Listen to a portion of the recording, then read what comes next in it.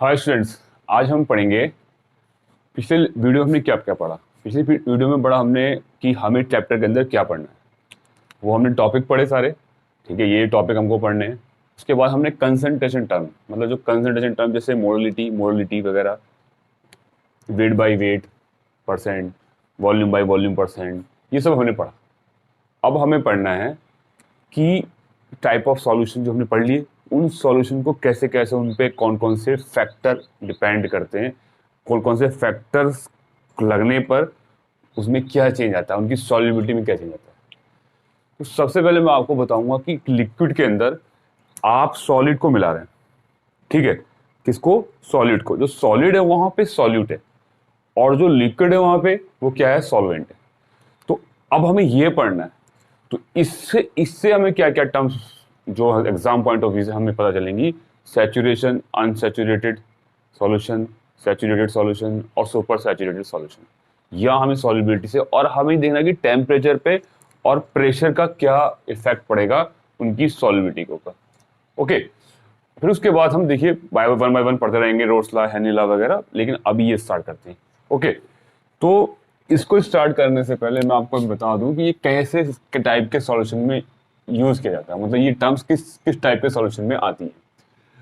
अब देखिए, solid in liquid मतलब क्या है कि जो सॉलिड है ना, आपका सॉलिड वो सॉल्यूट है, और जो आपका लिक्विड है वो क्या है? आपका सॉल्वेंट है।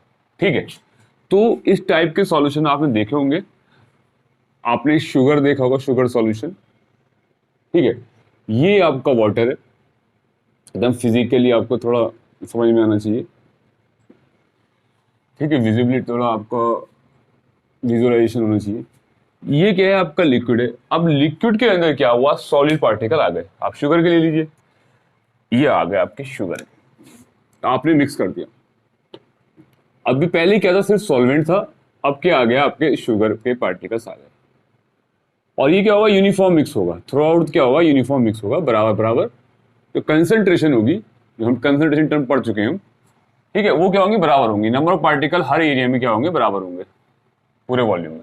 कहीं से भी आप देखेंगे तो पर अगर 1 सेंटीमीटर क्यूब का वॉल्यूम ले रहे हैं तो उसमें बराबर होंगी। कहीं से भी आप कहीं से भी आप ये सॉल्यूशन आप ले सकते हैं। तो ये जो सॉल्यूशन है, अभी इसके अंदर अगर अगर हम शुगर और मिलाएं, अब वो शुगर मिक्स हो जाए, तो हम कहेंगे ये अभी शुगर में जगह, इस ये जो शुगर सॉल्यूशन है इसमें भी जगह बाकी है। मतलब यहाँ पे कहीं ना कहीं स्पेस बाकी है, वो वहां पे शुगर डिसॉल्व हो जाएगी। तो इस टाइप के सॉल्यूशन को, जिसमें जगह बाकी हो, जिसमें शुगर जो है डिसॉल्व हो सकती हो, ठीक है, तो वो ऐसे टाइप के सॉल्यूशन को बोलेंगे हम सैचुरेटेड सॉल्यूशन, या सुपर सैचुरेटेड सॉल्यूशन, या अनसैचुरेटेड। इसमें क्या है ये हमें जानना है। तो इसे बोलेंगे हम अनसैचुरेटेड सॉल्यूशन। कैसे बोलेंगे? अनसैचुरेटेड, मतलब अभी सैचुरेटेड नहीं है। कैसा है? अनसैचुरेटेड है। ये वर्ड आपने सुना हुआ, सैचुरेटेड इकोनॉमी, अनसैचुरेटेड इकोनॉमी। कहते हैं कि अमेरिका सैचुरेशन में चला गया है। ठीक है, अब उसका डाउनफॉल होना है। तो सैचुरेशन का मतलब, सैचुरेट का मतलब क्या नाम है? जितना मैक्सिमम मिक्स सकता था, मैक्सिमम मिक्स हो सकता था, वो क्या है? सैचुरेटेड है। अब ये कैसा है? ये हमारा कैसे अनसैचुरेटेड है, क्योंकि इसके अंदर और मिक्स होता है। डेवलपिंग कंट्री होती है, वो और डेवलप हो सकते हैं, और डेवलप हो सकते हैं। ठीक है, और जो डेवलप्ड है वो तो हो गया डेवलप्ड। ठीक है, वहां पे कोई, वहां पे ना जो पूरा जितना उनका एग्रीकल्चर होता है सब यूज कर लेते हैं वो लोग, है ना। जितना डेवलप होना होता है वो मैक्सिमम पार्ट उनका डेवलप हो चुका होता है। तो अपनी पॉपुलेशन की जो है, पॉपुलेशन को पूरा यूज कर चुके होते हैं। तो डेवलप कंट्री क्या होते हैं कि वो लगातार अनसैचुरेटेड कंट्री होते हैं। मतलब यहाँ पे आप कह सकते हैं सॉल्यूशन के वाले मामले में। तो यहाँ पे सॉल्यूशन क्या है? अनसैचुरेटेड है। कैसा है ये? अनसैचुरेटेड। किसी एक टेम्परेचर पे ले रहे हैं हम। ठीक है, ये सॉल्यूशन कैसा है? Unsaturated solution. अब देखिए, ये जो अनसैचुरेटेड सॉल्यूशन है, ठीक है, इसके अंदर क्या, इसके अंदर भी और मिक्स हो सकता है। अगर आप ये रूम टेम्परेचर पे लेके चलिए आप, या किसी भी टेम्परेचर लेके चलिए, एट एनी गिवन टेम्परेचर, तो रूम टेम्परेचर पे लेके चल रहे हैं।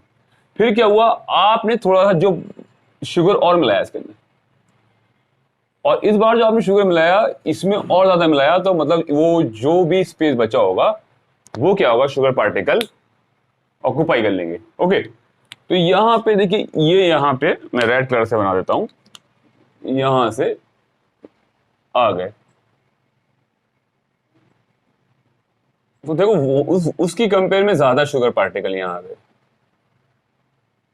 यहाँ पे मैंने सॉल्वेंट के पार्टिकल कम बनाए, इसका मतलब ये नहीं है सॉल्वेंट यहाँ कम है, मैं अभी और बढ़ा देता हूँ।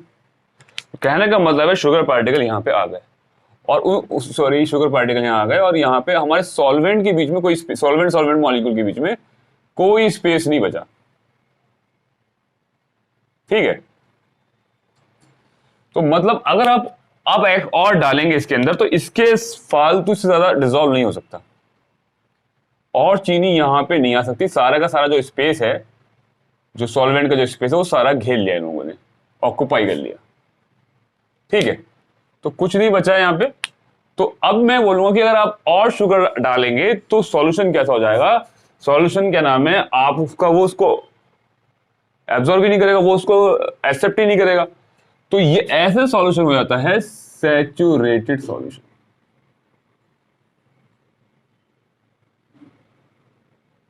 ओके, तो ऐसा सॉल्यूशन क्या आ जाएगा, सैचुरेटेड सॉल्यूशन।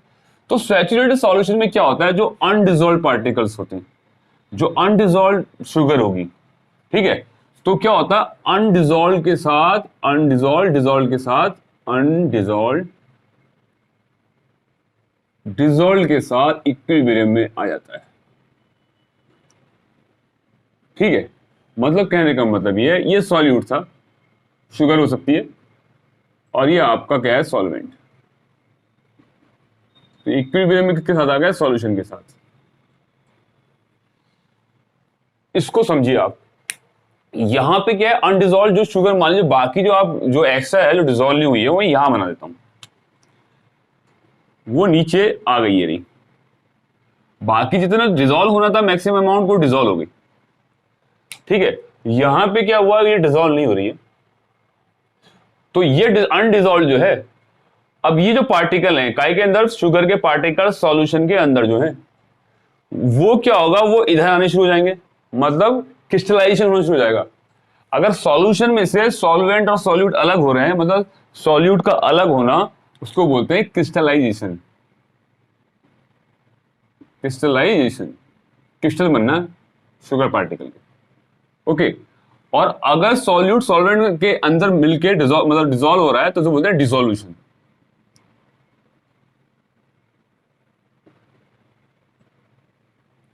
ओके, तो कहने का मतलब है कि इसमें से कुछ पार्टिकल इधर भी जा रहे हैं, इधर भी जा रहे हैं, तो लेकिन यहां पे जो कंसेंट्रेशन है, अगर यहां पे 3 मोल 5 मोल जितने भी कंसेंट्रेशन है, उनमें कोई चेंज नहीं आएगा, और जो यहां कंसेंट्रेशन में, उसमें भी कोई चेंज नहीं आने का।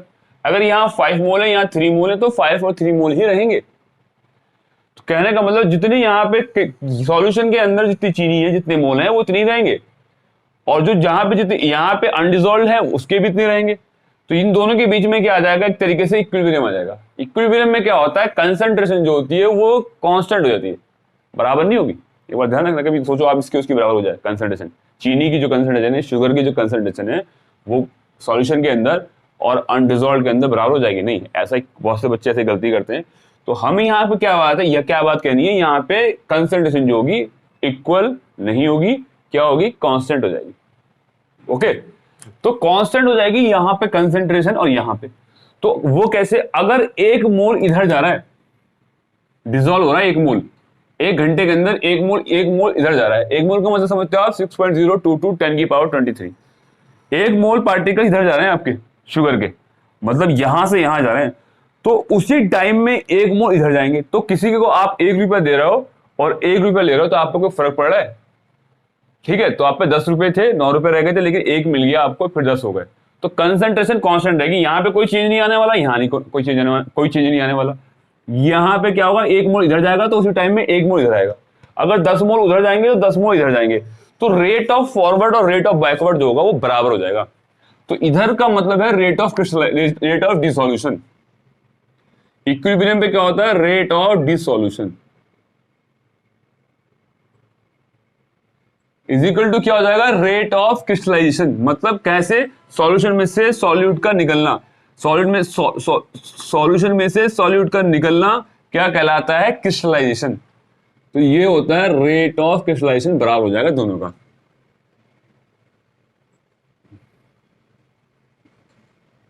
ठीक है, जो भी ये कांस्टेंट अमाउंट होगी किसी एक सॉल्वेंट की भी एक अमाउंट होगी, मान लीजिए 1 लीटर ले लीजिए, जिसमें भी आप एक स्पेसिफाई अमाउंट में ले रहे हैं, जो स्पेसिफाई ये स्पेसिफाई मान लो 1 लीटर मान लिया हमने सॉल्वेंट, तो आप 1 लीटर सॉल्वेंट के अंदर कितने मोल्स आपके डिजोल्व हो गए, या वेट में ले तो कितनी ग्राम चीनी आपकी डिजोल्व हो गई। ठीक है, तो ये जो कितने ग्राम एक स्पेसिफाइड वॉल्यूम के अंदर डिजोल्व हो गई, एक स्पेसिफाइड वॉल्यूम लीटर के अंदर क्या नाम है किसके सॉल्वेंट के अंदर डिजोल्व हो गई या सॉल्यूशन के अंदर डिजोल्व हो गई, उस चीज को बोलते हैं हम सॉल्युबिलिटी। इससे ज्यादा नहीं हो सकती। तो जो मैक्सिमम अमाउंट जो है, जो ये मैंने कहा कि अब इक्विलिब्रियम आ गया, तो इक्विलिब्रियम पे जो इक्विलिब्रियम के ऊपर जो कंसंट्रेशन होती है, यहाँ इक्विलिब्रियम आ गया, जो इक्विलिब्रियम पे जो कंसंट्रेशन होती है किसी एट गिवन टेम्परेचर पर, किसकी, शुगर की या किसी भी सॉल्यूट की किसी भी सॉल्वेंट के अंदर, मतलब एक अब तो सॉल्यूशन बन गया किसी भी सॉल्यूशन के अंदर, क्योंकि सॉल्यूट प्लस सॉल्वेंट क्या बन गया सॉल्यूशन, किसी सॉल्यूशन के अंदर किसी सॉल्यूट की जो मैक्सिमम अमाउंट जो डिजोल्व हो जाती है, मैक्सिमम अमाउंट जो डिजोल्व हो जाती है एट इक्विलिब्रियम, जब इक्विलिब्रियम आ जाता है। इक्विलिब्रियम आने का मतलब है अब कंसंट्रेशन जो है क्या नाम है यहाँ पे कोई चेंज नहीं आने वाला, तो जितनी डिजोल्व होनी थी हो गई डिजोल्व, इससे ज्यादा डिजोल्व नहीं हो सकती।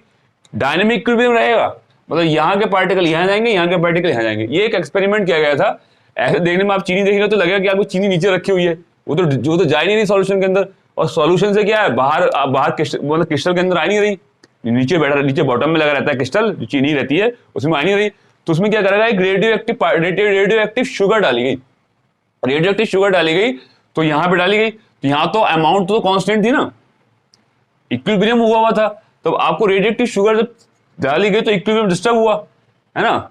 अब लीच चार्ज प्रिंसिपल पढ़ेंगे आप, आने इक्विलिब्रियम में थोड़ा सा बाहर का अमाउंट डालते हैं तो इक्विलिब्रियम थोड़ा डिस्टर्ब हो जाता है। तो जब ये आप डालेंगे तो क्या नाम है हुआ क्या, देखा क्या, तो अब ये अमाउंट तो भाई कांस्टेंट ही रहेगी, इससे ज्यादा डिजोल्व हो नहीं सकती, सॉल्वेंट के पास इतना ही स्पेस है वो इतना ही अलाउ करेगा।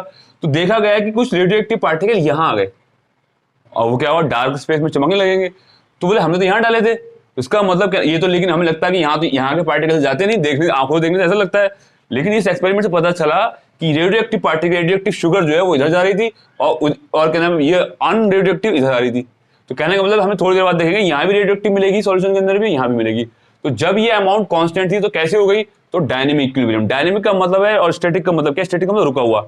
अगर मैं यहाँ ऐसे रुका हूँ तो ये क्या है स्टैटिक इक्विलिब्रियम, मैं रुका हुआ, सीढ़ी लगा दी आपने, लैडर लगा दी, कुछ भी सामान वामान लगा दिया, ये मैंने यहाँ पे ये क्या है स्टैटिक इक्विलिब्रियम में, मैं रुका हुआ एकदम, है ना। लेकिन डायनेमिक इक्विलिब्रियम क्या है, यहाँ पे मोशन हो रहा है, मतलब 1 मोल इधर जा रहे हैं 1 मोल इधर जा रहे हैं, ठीक है। तो इस तरीके से डायनेमिक इक्विलिब्रियम में रहेगा rate of crystallization is equal to rate of dissolution, जो मैक्सिमम अमाउंट होगी डिसॉल्व होगी सॉलिड पार्टिकल की किसके अंदर, कोई स्पेसिफाइड अमाउंट ऑफ सॉल्यूशन के अंदर, ठीक है, स्पेसिफाइड अमाउंट ऑफ सॉल्वेंट के अंदर, तो क्या होगी, वो क्या कहलाएगी, आपकी सॉल्युबिलिटी कहलाएगी। तो सॉल्युबिलिटी को मैं पता होना चाहिए, सॉल्युबिलिटी क्या होती है। सॉल्युबिलिटी भी एक क्या है, देखिए सॉल्युबिलिटी क्या है कि इक्विलिब्रियम प्रॉपर्टी है। इक्विलिब्रियम पे जो अमाउंट होती है ना इसकी सॉल्यूट की सॉल्यूशन के अंदर, वही क्या कहलाती है, वही मैक्सिमम अमाउंट जो कहलाती है, जो डिसॉल्व होती है उसे सॉल्युबिलिटी बोलते हैं। तो सॉल्युबिलिटी क्या है, द मैक्सिमम अमाउंट काय की, सॉल्यूट की, और solute dissolve in specify amount. 1 litre में ले लें आप, 2 लीटर में क्या नाम है, एक क्विंटल में ले लें आप, कोई एक अमाउंट, लेकिन इतने में इतनी डिसॉल्व हो रही है, तो ये क्या है सॉल्युबिलिटी है, इतने में इसकी इतनी सॉल्युबिलिटी है। स्पेसिफाई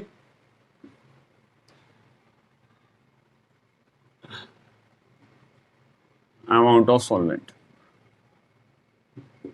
ठीक है, सॉल्वेंट मिल क्या बन जाएगा, सॉल्यूशन बन जाएगा। तो किसी सॉल्वेंट के अंदर कितना सॉल्यूट डिसॉल्व हो रहा है, तो ये क्या हो जाएगी, आपकी सॉल्युबिलिटी हो जाएगी, ठीक है। आप यहाँ सॉल्यूशन में कह सकते हैं कितने सॉल्यूशन के अंदर कितनी अमाउंट डिसॉल्व हो रही है, क्योंकि सॉल्यूशन बन गया हो तो बाद में समझ में आ गई सैचुरेटेड। अब ये क्या है कि हमें पता है कि टेम्परेचर बढ़ाने पे लिक्विड के जो पार्टिकल के जो स्पेस है वो बढ़ जाते हैं। लिक्विड पार्टिकल्स का स्पेस बढ़ जाएगा क्योंकि उनके अंदर टेम्परेचर बढ़ाने से फोर्स काइनेटिक एनर्जी बढ़ जाएगी, तो फोर्स ऑफ अट्रैक्शन क्या हो जाएगा, कम हो जाएगा।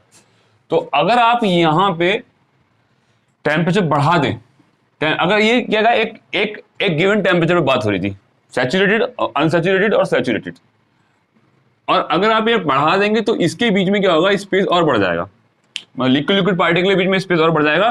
तो उसके पास स्पेस जब बढ़ जाएगा तो और चीनी आ सकती है, और शुगर या कोई भी सॉलिड पार्टिकल और आ सकता है,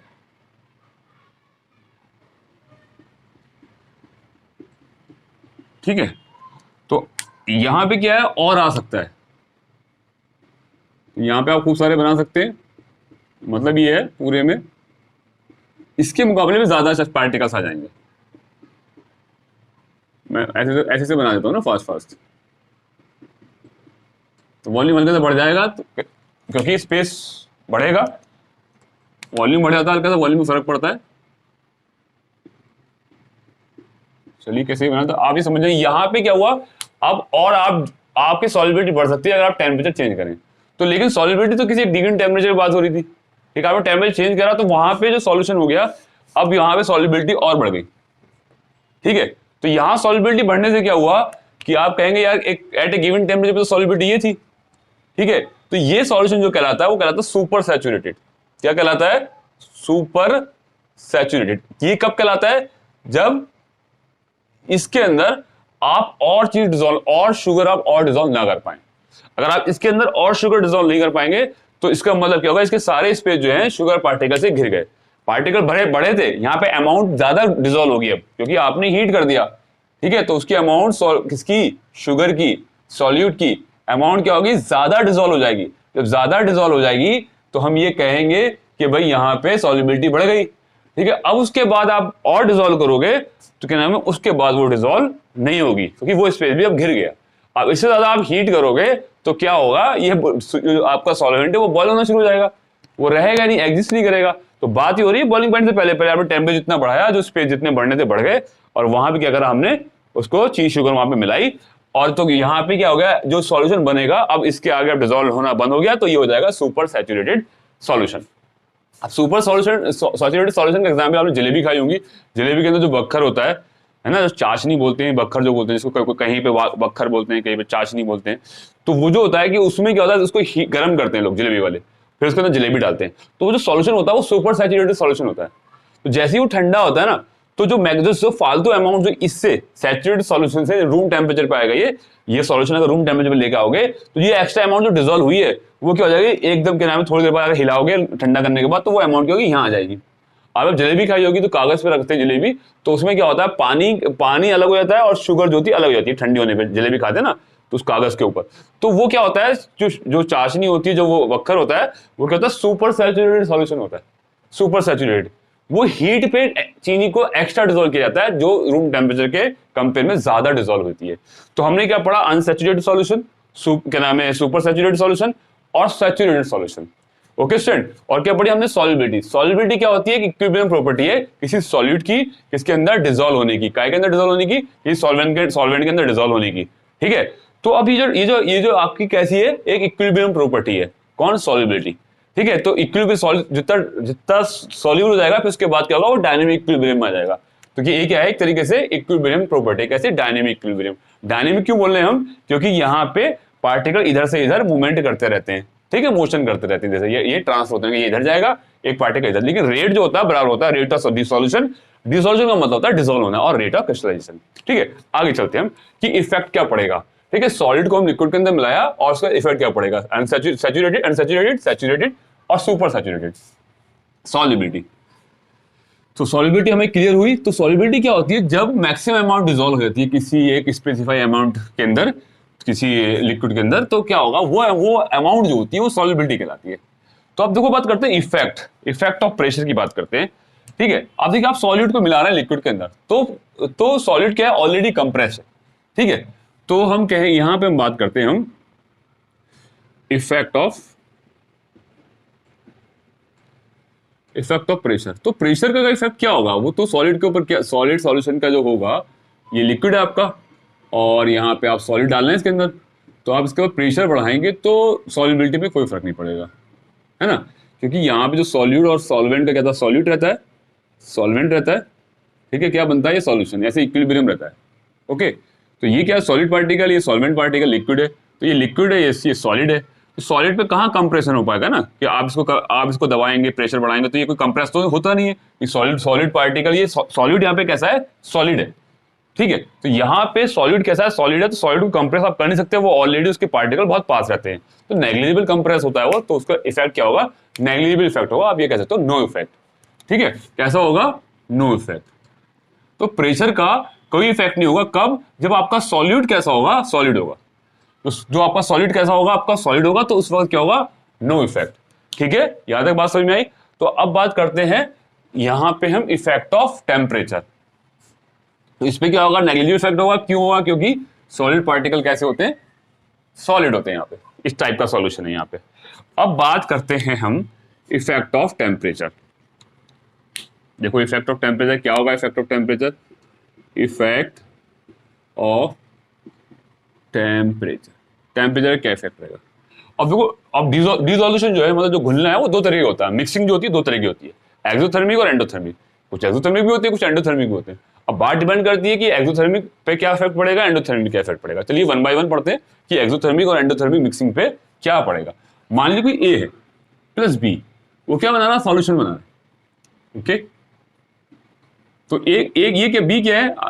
आप इसको ए को मान लो सॉल्वेंट, क्योंकि मैक्सिमम क्या होता है, ए को सॉल्वेंट लेके चलते हैं, और बी को क्या मान लिया हमने? सॉल्यूट।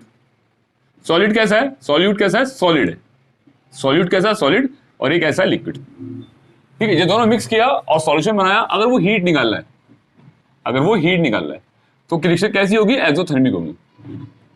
और हमने कहा क्या क्या होता है ये सॉल्युबिलिटी जब चेक करते हैं, तो आयनिक क्या होता है? ये डायनेमिक इक्विलिब्रियम में आ जाता है। ओके, तो रिएक्शन कैसी है? एक्सोथर्मिक रिएक्शन है ये। आपको समझ में आया एक्सोथर्मिक रिएक्शन क्यों है? क्योंकि वो हीट रिलीज कर रहा है।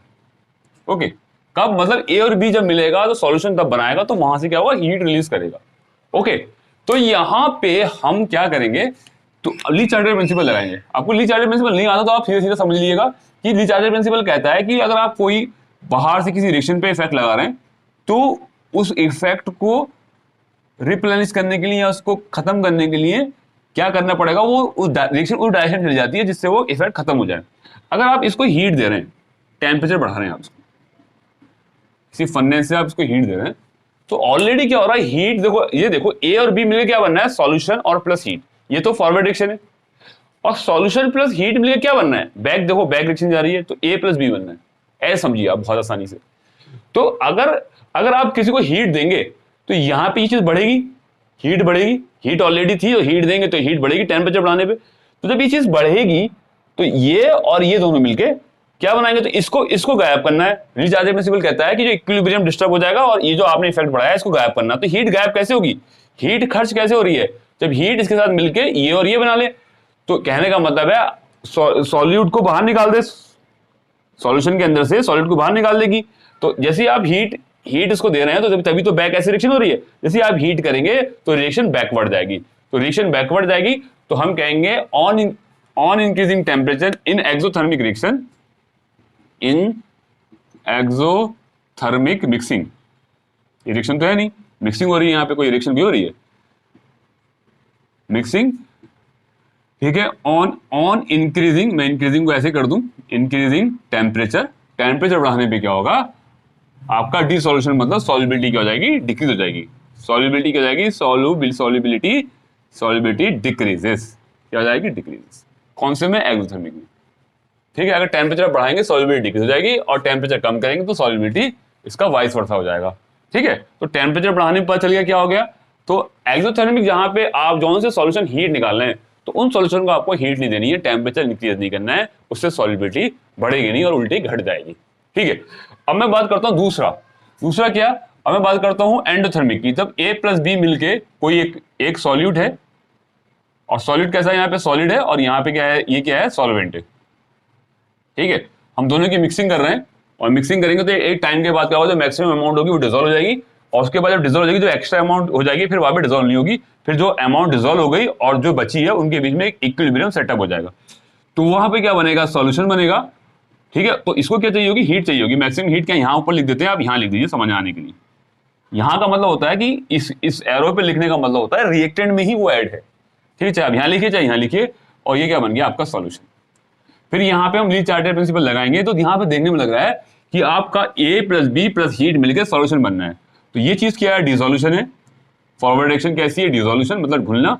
और ये क्या है? क्रिस्टलाइजेशन मतलब सेपरेट होना, क्रिस्टल का बनना। ये बैकवर्ड रिएक्शन।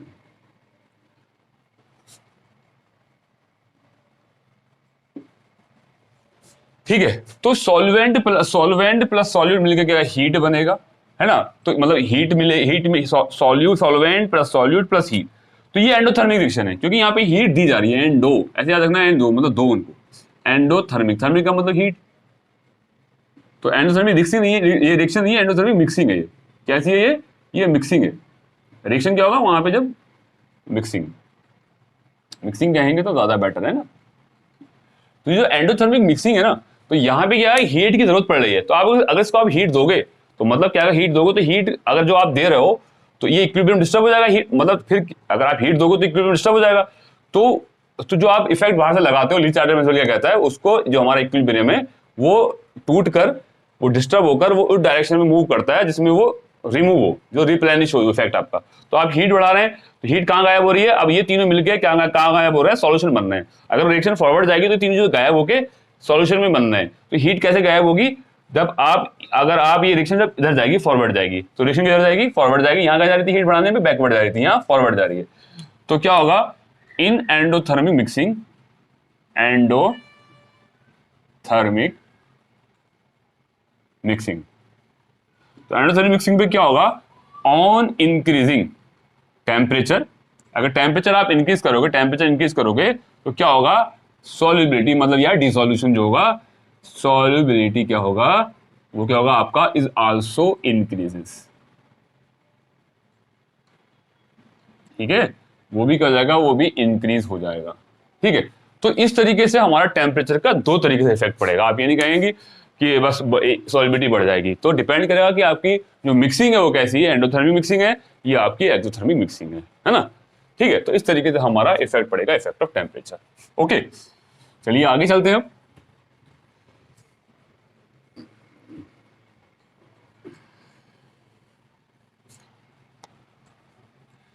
अब सॉलिड इन लिक्विड के बाद हम गैस इन लिक्विड की बात कर लेते हैं।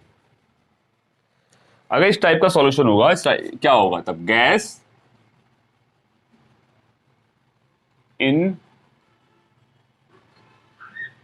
Liquid, gas in liquid.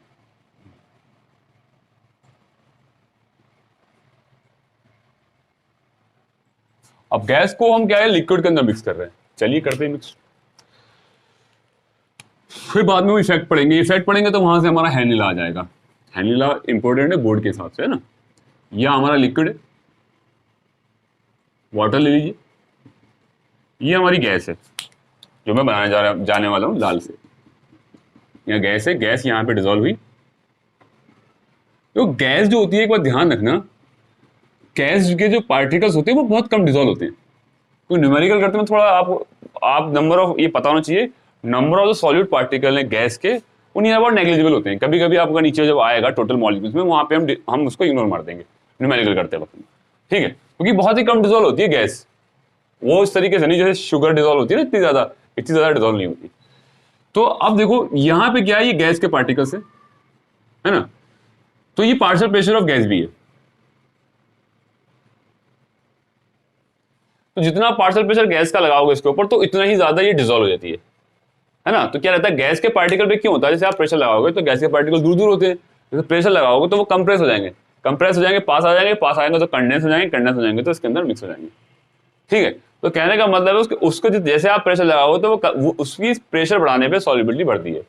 तो on increasing pressure solubility of the gas will increase. तो इसको हेनरी ने बड़े प्यार से बताया, हेनरी ने अपने शब्दों में बताया। देखिए हेनरी लॉ पढ़ते हैं, तो हेनरी लॉ इस पे यहाँ पे हमें हेनरी लॉ आ गया कि आप गैस इन लिक्विड, तो हम सीधा हेनरी लॉ की बात कर लेते हैं। हेनरी लॉ क्या होता है, हेनरी लॉ क्या होता है। तो हेनरी ने क्या करा, हेनरी लॉ स्टेट दैट, जो हेनरी लॉ था, स्टेट दैट क्या उसने, जो अमाउंट ऑफ गैस है, ठीक है, वो क्या होगी, जो डिसॉल्व होगी वो पार्शियल प्रेशर पे डिपेंड करेगी। कैसे करेगी, directly. He state that the partial pressure of any gas, the partial pressure की क्यों बात कर रहे हैं, क्योंकि यहां पे इसका भी प्रेशर है, यहां पे लिक्विड जो है ना आपका वाटर, उसके भी पार्टिकल्स हैं, उनका भी प्रेशर है। टोटल प्रेशर क्या है, अगर पीए किसका है, वाटर वेपर का पार्शियल प्रेशर है, और पीबी कह दो, गैस को कह लो आप पीबी, तो ये क्या होगा, टोटल क्या हो जाएगा, पीटी हो जाएगा। PT is equal to PA plus PB. तो टोटल जो प्रेशर हो जाएगा वो क्या होगा, पीए प्लस पीबी हो जाएगा। तो इसमें जो ये हिस्सा है इसका पी और पीबी का, ये किसका है, वाटर का, और ये किसका है, गैस का। तो ये नहीं कि गैस के अलग होंगे, ये अलग होंगे, मिक्स होंगे, वो मैंने आपको समझाने के लिए अलग अलग बता दिया। ठीक है, तो ये मिक्स होंगे टोटल, दोनों के प्रेशर, दोनों की वेपर्स। तो पार्शियल प्रेशर जो होगा, जब वेपर्स होंगे तो उनके नीचे प्रेशर भी लगेगा। ठीक है, तो ये जो पार्शियल प्रेशर लग रहा है किसका, आपका गैस का। ठीक है, the partial pressure of any gas at constant temperature, constant temperature, या फिर आप शुरू में लिखते हैं at a given temperature, Henry stated at a given temperature, at constant at a given temperature क्या कहे, आप कांस्टेंट टेम्परेचर लिखो या एट गिवन टेम्परेचर, जो भी टेम्परेचर दे रखा है, at given temperature. Given temperature का मतलब होता है वो टेम्परेचर चेंज नहीं कर रहे हैं, कांस्टेंट टेम्परेचर। ओके, तो क्या होगा, partial pressure of any gas eight a given temperature is directly proportional. Directly proportional का मतलब हो सर रिलेशन क्या आपस में, मतलब डायरेक्टली प्रोपोर्शनल है। ठीक है, डायरेक्ट किसके प्रोपोर्शनल है, ये पार्शियल प्रेशर किसके प्रोपोर्शनल है, directly proportional to the amount of the gas. Amount, जो अमाउंट किसकी, अमाउंट ऑफ द गैस, कौन सी अमाउंट गैस, जो डिजॉल्व है, क्या कहते हैं, amount of the gas dissolve in the solution.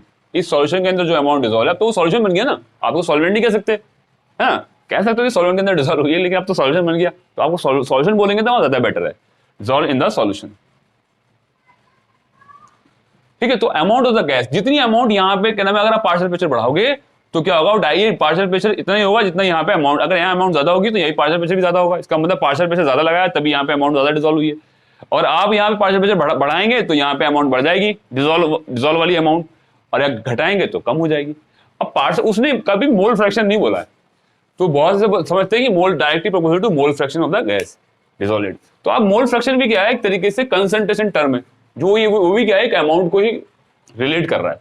ठीक है, तो वो क्या कर रहा है, सॉल्युबिलिटी भी बोला उसने कहा सबसे पहले अमाउंट ऑफ गैस में ए लेके चल रहा हूं, अमाउंट ऑफ द गैस क्या, ए, जो ए है ना, जो हमारा ये ए है, ठीक है, वो डायरेक्टली प्रोपोर्शनल किसके, partial pressure of the gas. ठीक है, तो जो ये अमाउंट होगी आपकी, ये amount of the gas is equal to क्या हो जाएगा, K H into partial pressure of the gas. ठीक है, जो चाहे आप इसको डायरेक्ट रूप में उसके कह लो चाहे उसके कह लो, तो यहां पे ये के एच क्या, हेनरी कांस्टेंट है। अब देखो यहाँ यूनिट अलग है इसकी, जो आपको वो पढ़ेंगे, आप मोल फ्रैक्शन में पढ़ेंगे, वो यूनिट अलग है। तो यहाँ पे यूनिट किस नहीं है, अमाउंट, ये अमाउंट जो डिजॉल्व हो रही है, तो मोल पर लीटर ले लो, जो भी आपने ले रखी है, ग्राम ले लो, कितने ग्राम डिजॉल्व हो गई। तो यहाँ पे आप अमाउंट ले रहे हैं तो आप ग्राम, मास में ले रहे हैं तो ग्राम, ये ग्राम है, और ये क्या है, ये क्या है आपका के एच है, और ये वाली ये क्या होगी आपकी, ये पार्शियल प्रेशर होगा, ये क्या होगा, कोई प्रेशर होगा, एटीएम ले लेते हैं।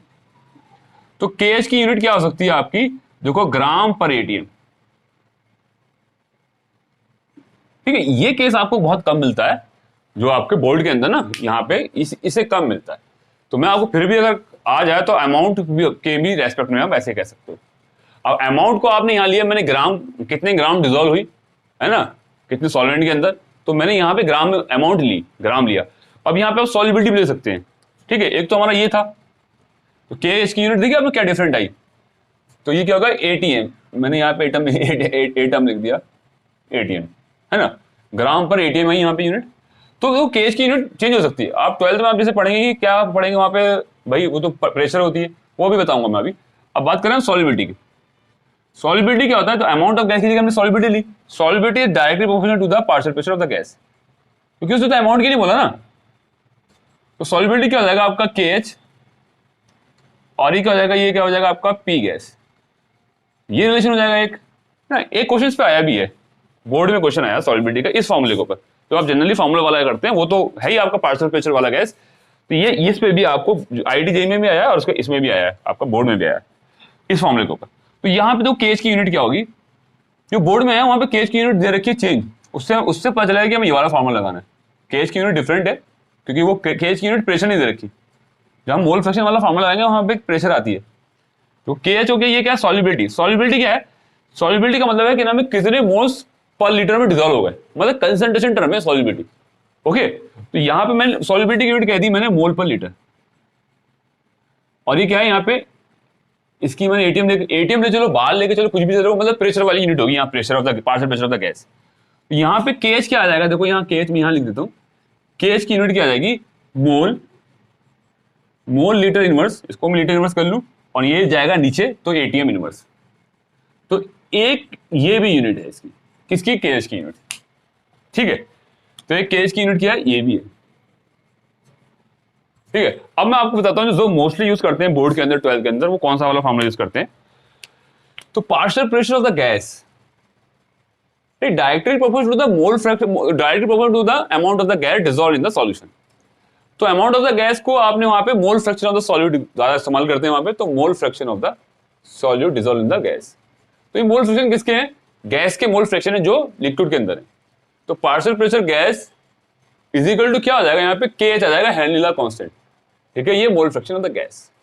यहाँ पे जो केएच की यूनिट है वो डिफरेंट है, देख ना, यहाँ मैंने मोल फ्रैक्शन यूज किया, यहाँ पे सॉल्युबिलिटी यूज करी, और यहाँ पे मैंने ये किया अमाउंट यूज की, ग्राम।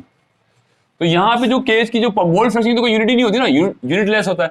ठीक है, तो यहाँ पे जो केएच की यूनिट आ जाएगी, जो इसकी यूनिट है ना पार्शियल प्रेशर की, वो आ जाएगी, एक मतलब एटीएम है तो एटीएम। तो मोस्टली आपका ये यूज होता है। ठीक है, मोस्टली आपको क्या होता है, ये यूज होता है। और बाकी मैंने आपको यही बताया, कभी कभी नाम ये भी पूछ लिया जाता है इस तरीके से, और कभी कभी ये।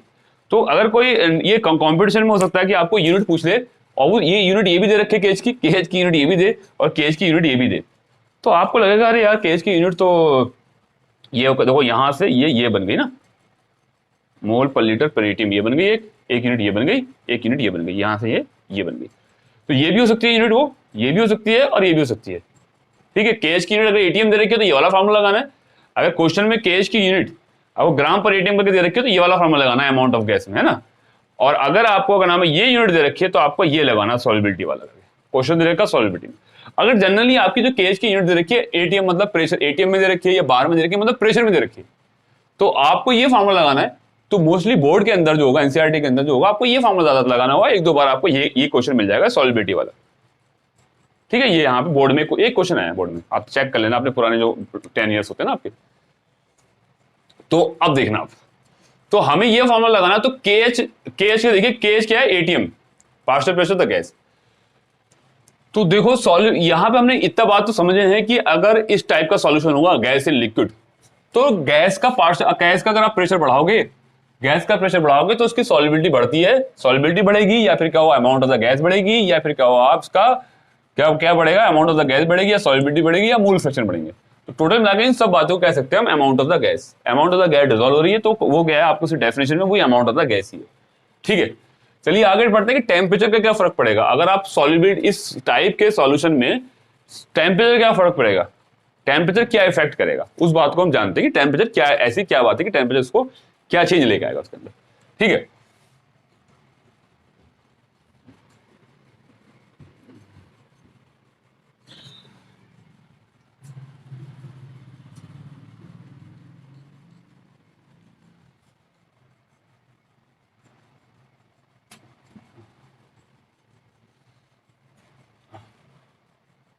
तो हेनरी लॉ ने क्या होता है, प्रेशर बताया, तो प्रेशर इंक्रीज करने पे तो सॉल्युबिलिटी इंक्रीज होगी, ये तो बात क्लियर हो गई है। हेनरी लॉ ने एक लॉ भी दे दिया। ठीक है, अब टेम्परेचर देखते हैं, इफेक्ट ऑफ टेम्परेचर काय के, इस टाइप के effect of temperature in this type of mixing.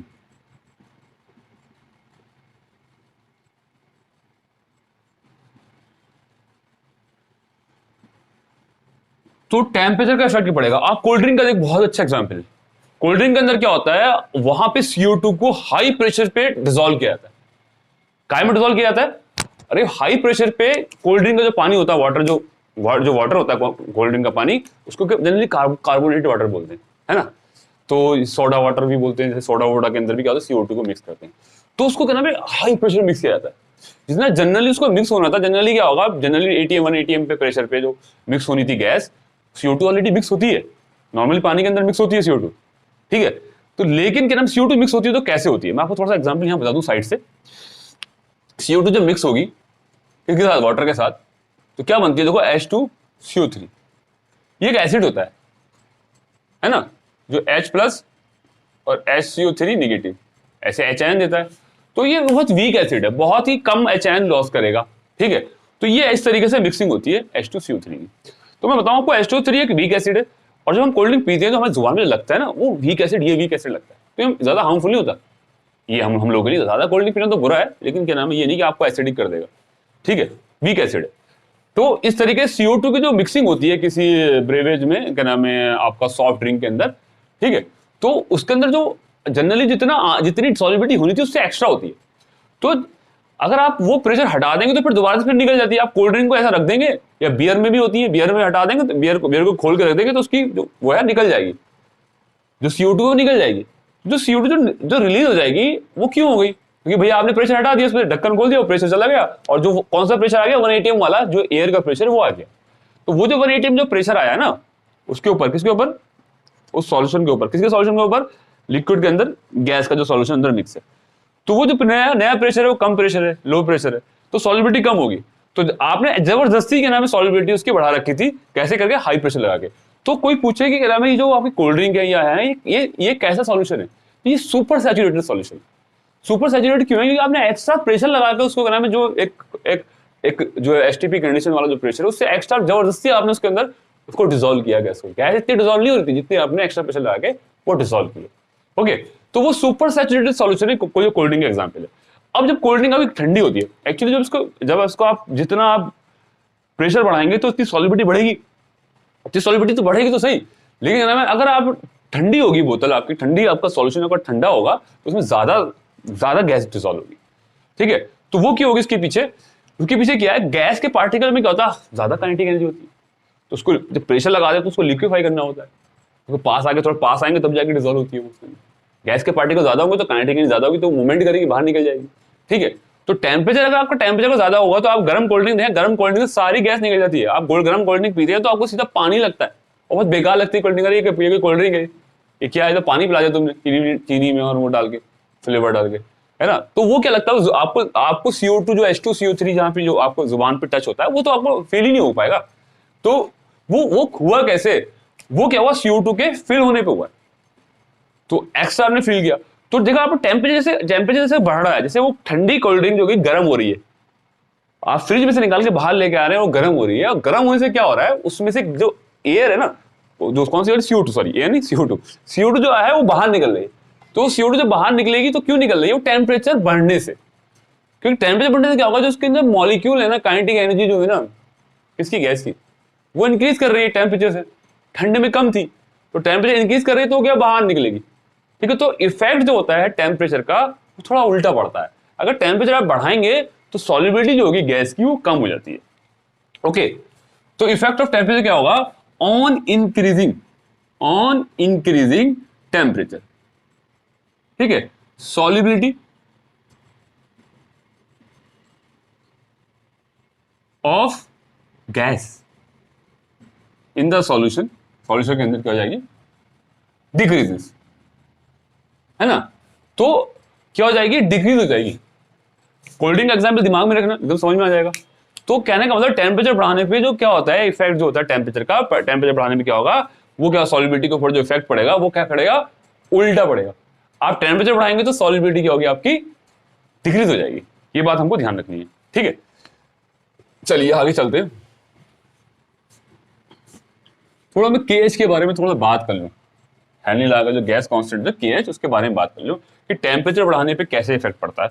KH और थोड़ा सा बात कर लेते हैं। देखिए अभी अब मैं आपको 12th वाला वो फॉर्मूला लेके चलता हूँ। Partial pressure of the gas is directly proportional to the mole fraction of the gas. Okay, gas के मोल फ्रैक्शन को हम XV से मान लेंगे, ओके, और यहाँ पे हम क्या करेंगे, यहाँ पे हम कर देंगे हेनरी लॉ कांस्टेंट लगा देंगे। ओके, XV क्या है, गैस। तो आप गैस लिख लो यहाँ पे, जब यहाँ गैस लिखा तो यहाँ भी गैस लिख लो, mole fraction of the gas, ठीक है। इसकी तो कोई यूनिट होती नहीं है। अब मैं कह रहा हूं कि KH का क्या फर्क पड़ता है, KH पे क्या इफेक्ट पड़ता है। अब तो सॉल्युबिलिटी की बात कर रहे थे, हम बात कर रहे हैं KH पे क्या इफेक्ट पड़ता है। तो हमें कुछ पॉइंट करने, effect of temperature on KH पे क्या इफेक्ट पड़ता है, ठीक है। इस बात को जानना है। ये आपका सॉल्यूशन है और इसके अंदर गैस पार्टिकल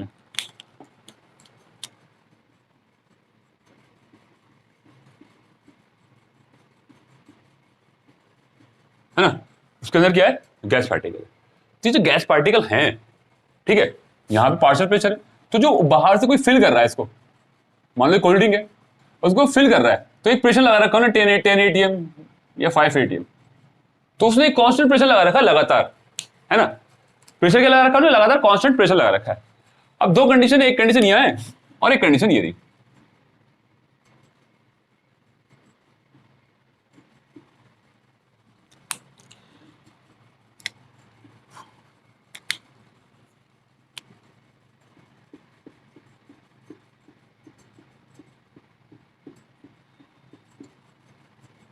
ये वेपर यहां पे 10 एटीएम का प्रेशर लग रहा है, लेकिन यहां पे जो टेम्परेचर है ना वो 25 डिग्री सेंटीग्रेड है, और वहां पे जो टेम्परेचर है वो है 80 डिग्री सेंटीग्रेड। तो जाहिर सी बात है यहां पे जो मॉलिक्यूल की काइनेटिक एनर्जी होगी ज्यादा होगी, यहां पे काइनेटिक एनर्जी कम होगी क्योंकि टेम्परेचर यहां पे कम है। किसकी, अरे सॉल्वेंट की भी और उसके भी, आपके ये जो भाई साहब है आपके गैस के भी। अब गैस की तो ऑलरेडी काइनेटिक एनर्जी ज्यादा होती है, फोर्स ऑफ अट्रैक्शन कम रहता है उनके अंदर, तो वो बाहर जाने की कोशिश करते हैं, लेकिन जबरदस्ती एक्स्ट्रा प्रेशर लगा है 10 एटीएम। तो इस कंडीशन में क्या होगा, 10 एटीएम लगा रखा है प्रेशर, हम तो इस फॉर्मूले को लेके चलेंगे हम, क्या partial pressure of the gas, partial pressure of the gas is equal to KH। यहां से KH निकाल के देखते हैं, ये मोल फ्रैक्शन ऑफ गैस। तो बताओ सॉल्युबिलिटी टेम्परेचर में पता है, ये बात हम पढ़ चुके हैं कि सॉल्युबिलिटी जो होती है टेम्परेचर पे यहां भी लगाएंगे। सॉल्युबिलिटी जो होती है वो क्या होती है, सॉल्युबिलिटी का मतलब मोल फ्रैक्शन में कह लो, आप अमाउंट में कह लो, वो क्या होती है, डिक्रीज होती है, टेम्परेचर बढ़ने पर डिक्रीज होती है। तो मैं KH को ऐसे कह सकता हूं ना, KH is equal to partial pressure of the gas upon mole fraction of the gas. इसके लिए भी कह सकता हूं KH इज इक्वल टू क्या होगा, partial pressure of the gas upon mole fraction of the gas. देखो अगर टेम्परेचर यहां पे इस सीन में देखिए आप, टेम्परेचर वहां पे क्या है 80 डिग्री सेंटीग्रेड है ना, क्या है 80 डिग्री सेंटीग्रेड, और यहां पे क्या है 25 डिग्री सेंटीग्रेड, कितना 25 डिग्री सेंटीग्रेड। तो यहां पे टेम्परेचर ज्यादा है, तो यहां पे जो होगा मोल्स जो होंगे गैस के वो कम होंगे, क्योंकि भैया सॉल्युबिलिटी कम हो जाती है, कम डिसॉल्व होंगे इसके अंदर, क्योंकि ये गर्म है। ठंडे में क्या होता है, आसानी से डिसॉल्व हो जाता है, कोल्ड ड्रिंक का एग्जांपल देखा होगा आपने। तो जाहिर सी बात है, तो ये जो अमाउंट है ना, ये वाली अमाउंट इसमें ये ज्यादा होगी, यहां पे अमाउंट ये होगी, ये वाली ये क्या होगी, कम होगी। तो बताओ ये तो 10 ही है ना, ये तो 10 एटीएम लेके चल रहा हूं मैं, एक कांस्टेंट प्रेशर लेके चल रहा हूं मैं, ठीक है। तो यहां पे 10 एटीएम कर दिया मैंने, 10 एटीएम, तो 10 by mole fraction of gas, मैं 10 आपको समझाने के लिए लिया है, 10 ATM upon mole fraction of gas KH, कोई भी ले सकते हो आप, 5 6 एक कांस्टेंट ले सकते हो। और यहां पे क्या होगा 10 ATM upon mole fraction of the gas upon KH। अब बताओ इन दो कंडीशन में मोल फ्रैक्शन किस में ज्यादा होंगे, तो यहां पे टेम्परेचर कम है तो यहां पे नंबर ऑफ मोल ज्यादा होंगे, तो मोल फ्रैक्शन भी ज्यादा होंगे, किसके, गैस के। तो ये इसकी वैल्यू ज्यादा होगी, और यहां पे मोल फ्रैक्शन कैसे कम है, कम डिसॉल्व होंगे क्योंकि यहां पे टेम्परेचर ज्यादा है, ठीक है। तो 10 एटीएम तो बराबर ही है ना यहाँ पे, तो यहां पे कम होंगे। तो यहाँ डिनोमिनेटर में आ रहा है, यहाँ भी डिनोमिनेटर में आ रहा है, तो डिनोमिनेटर किसका बड़ा है, डिनोमिनेटर देखो इसका बड़ा है, क्योंकि मोल फ्रैक्शन इसके ज्यादा है, डिनोमिनेटर इसके ज्यादा है और इसका डिनोमिनेटर कम है। अगर इसका डिनोमिनेटर 5 है तो इसका कितना होगा, 3 होगा। तो बताओ KH की वैल्यू किधर ज्यादा आ रही है, जहां पे डिनोमिनेटर ज्यादा होगा KH की वैल्यू क्या है, कम आएगी, जहां डिनोमिनेटर अगर ज्यादा होगा तो KH की वैल्यू कम आएगी। तो डिनोमिनेटर कहां पे ज्यादा है, डिनोमिनेटर यहाँ पे ज्यादा है, मोल फ्रैक्शन ऑफ गैस कहां ज्यादा है, यहाँ ज्यादा है। कि सॉल्युबिलिटी कहां पे ज्यादा अच्छी होती है, 25 डिग्री सेंटीग्रेड पे, कम टेम्परेचर पे, 80 पे क्या होती है, कम होती है, ठीक है। तो आप देखो साफ दिखाई दे रहा है कि KH की वैल्यू सॉल्युबिलिटी पे डिपेंड कर रही है। अगर सॉल्युबिलिटी एकदम ये चीज तो कांस्टेंट ही है ना, ये चीज तो 10 एटीएम, तो KH जो है ना, आप कह सकते हो जो KH है ना वो क्या इनवर्सली प्रोपोर्शनल करता है सॉल्युबिलिटी ऑफ द गैस।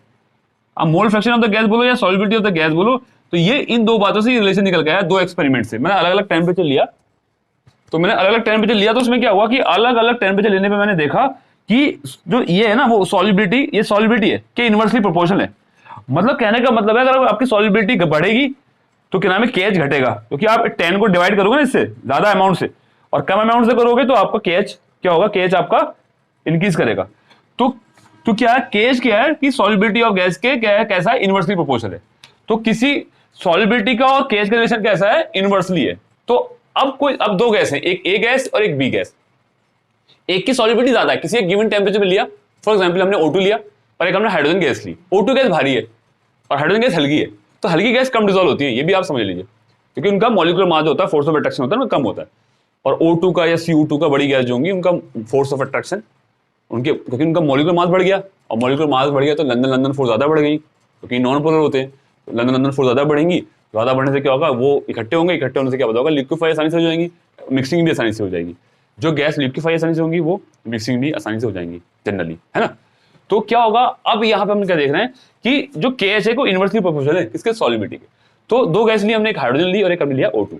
तो हाइड्रोजन गैस क्या होगी, कम डिसॉल्व होती है जनरली, किसी एक कांस्टेंट टेम्परेचर पे, एक गिवन टेम्परेचर पे हमने 2 एक्सपेरिमेंट करे, तो हाइड्रोजन गैस कैसी होगी, कम डिसॉल्व होती है एट कांस्टेंट प्रेशर पे, 10 atm पे। एक हाइड्रोजन गैस को, अब टेम्परेचर हमने अलग नहीं कर रहा, टेम्परेचर की बात छोड़ो, है ना। तो हमने कह रहा कि हम एक जनरली क्या होता है, तो सॉल्युबिलिटी जो होगी वो किसकी ज्यादा होगी, वो O2 की ज्यादा होगी एज कम्पेयर टू हाइड्रोजन के।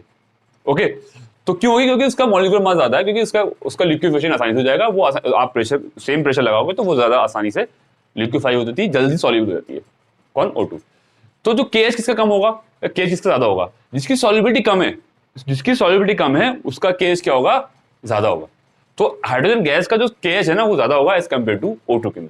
देखिए यहाँ पे देखिए, तो जो KH और सॉल्युबिलिटी का क्या रिलेशन है आपस में, बिल्कुल कैसा कैसा रिलेशन है, बिल्कुल इनवर्सली प्रोपोर्शनल है। तो अगर किसी का अगर ये तो कांस्टेंट ही आना, 10 ही आना ना, तो इन दोनों की मल्टीप्लाई, तो अगर ये ज्यादा होगा तो ये कम होगा, ये कम होगा तो ये ज्यादा होगा, तो दोनों की मल्टीप्लाई करके एक 10 ही आना है। तो सॉल्युबिलिटी जो डिपेंड कर रही है वो किस पर डिपेंड कर रही है, वो क्या नाम है, आपके पार्शियल प्रेशर पर डिपेंड कर रही है डायरेक्टली। पार्शियल प्रेशर बढ़ाओगे तो सॉल्युबिलिटी बढ़ेगी, ठीक है। तो कभी कभी क्या होता है, क्या नाम है, अगर ये ज्यादा, ये वैल्यू ज्यादा, तो ये वैल्यू कम होगी, अगर ये कम है तो ये वैल्यू ज्यादा होगी। तो ये क्या है, एक तरीके से अगर मोल फ्रैक्शन आप यूनिटी ले लें तो वही पार्शियल प्रेशर है। अगर इसको आप यूनिटी ले लें, 1 ले लें, 1, ठीक है, कहते मोल फ्रैक्शन कितना आ रहा है, 1 आ रहा है किसी गैस का, है ना। तो गैस का मोल फ्रैक्शन 1 कब आएगा, जब 100% गैस होगी। तो क्या होगा उस वक्त, क्या नाम है, जो KH क्या होगा, partial pressure of the gas के बराबर हो जाएगा। जो गैस का प्रेशर है वो, क्योंकि गैस का प्रेशर ही KH हो जाएगा, ठीक है। जो KH आप ये कह सकते हैं किसी प्योर गैस का आप पार्शियल प्रेशर है। इस बात को आप समझिए थोड़ा सा, ये सारी गैस हो जाएगी, मोल फ्रैक्शन 1 कब होगा, जब सारी गैस हो जाएगी। तो जो उसका partial pressure of the gas क्या हो जाएगा, KH हो जाएगा।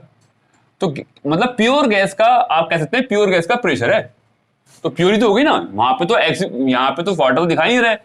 जब आप इसको 1 मानोगे तो इसके प्योर इसी को मानोगे कि सारा, अगर किसी का मोल फ्रैक्शन 1 है मतलब 100% यही है।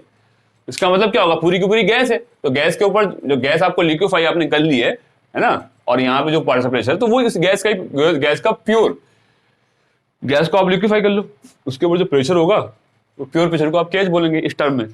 ऐसे मैं आपको समझा रहा हूँ, तो उसे छोड़िए, आप आपके कोर्स में नहीं है ऐसा कुछ। तो आपको सिर्फ ध्यान रखिए KH क्या है, सॉल्युबिलिटी का कैसा होता है, इनवर्सली प्रोपोर्शनल होता है। और जो सॉल्युबिलिटी होती है वो टेम्परेचर की कैसे रहती है, सॉल्युबिलिटी टेम्परेचर के इनवर्सली प्रोपोर्शनल रहती है। कि आप टेम्परेचर बढ़ाएंगे तो सॉल्युबिलिटी घटेगी, वो हम पहले देख चुके हैं, कोल्ड ड्रिंक का एग्जाम्पल समझ लीजिए आप, ठीक है, ऐसा होता है। तो आप अब टेम्परेचर को इसका रिलेशन देखिए, ये डायरेक्टली है, अगर टेम्परेचर बढ़ाएंगे तो आपका क्या हो रहा है, KH बढ़ रहा है।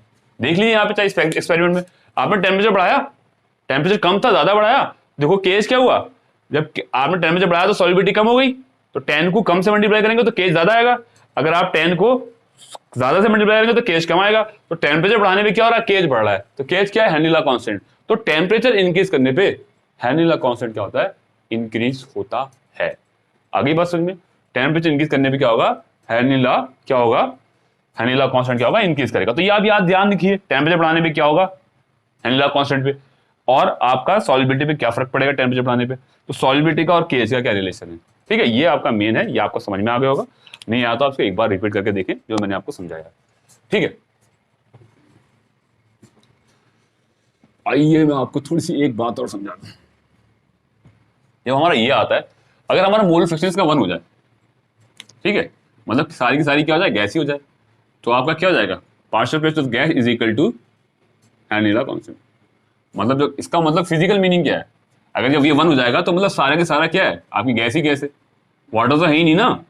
मोल फ्रैक्शन तो दोनों का मिलके होता है, मोल फ्रैक्शन सॉलिड और सॉल्वेंट का मिलके 1 होता है, तो अब इसी का 1 है तो इसका मतलब दूसरा वाला बंदा है नहीं, दूसरा वाला बंदा 0 है, क्योंकि क्यों होता है, XA plus XB is equal to क्या होता है, 1। तो XB कितना है, 1 है ऑलरेडी, इसका मतलब ये 0 होगा तभी तो 1 है, ठीक है, तो इसका मतलब है जो किसी गैस के ऊपर जो ये वेपर होंगी, मान लो इसको लिक्विफाई कर लिया है ना, फॉर एग्जाम्पल एक हाइपोथेटिकली सोच रहे हो, तो यहाँ पे जो प्रेशर होगा ना, जो प्रेशर होगा वही क्या होगा, केएच होगा। तो केएच क्या होता है, केएच ये होता है partial pressure of the gas होता है at when the mole fraction will become unity. Unity का मतलब समझ रहे हो आप, कि पूरा का पूरा वो हो जाए। ये बस समझाने वाली बात है, सॉल्यूशन के अंदर तो होगा नहीं कभी ऐसा, है ना। चलिए आगे बात करते हैं। तो मुझे लगता है हेनरी लॉ कांस्टेंट की यूनिट समझ में आ गई आपको, टेम्परेचर पे कैसे इफेक्ट पड़ेगा, है ना, वो समझ में आ गया। प्रेशर का तो आपको पता है, प्रेशर बढ़ेगा तो भैया सॉल्युबिलिटी बढ़ेगी, और सॉल्युबिलिटी बढ़ेगी, अगर सॉल्युबिलिटी बढ़ेगी तो क्या होगा, केएच डिक्रीज हो जाएगा। आ रही बात समझ में। तो प्रेशर बढ़ने पे केएच पे क्या फर्क पड़ेगा, ये भी तो पता होना चाहिए। किसी एक कांस्टेंट, उस पर कांस्टेंट टेम्परेचर पे लिया हम, किसी कांस्टेंट टेम्परेचर पे लिया, तो केएच पे क्या फर्क पड़ेगा।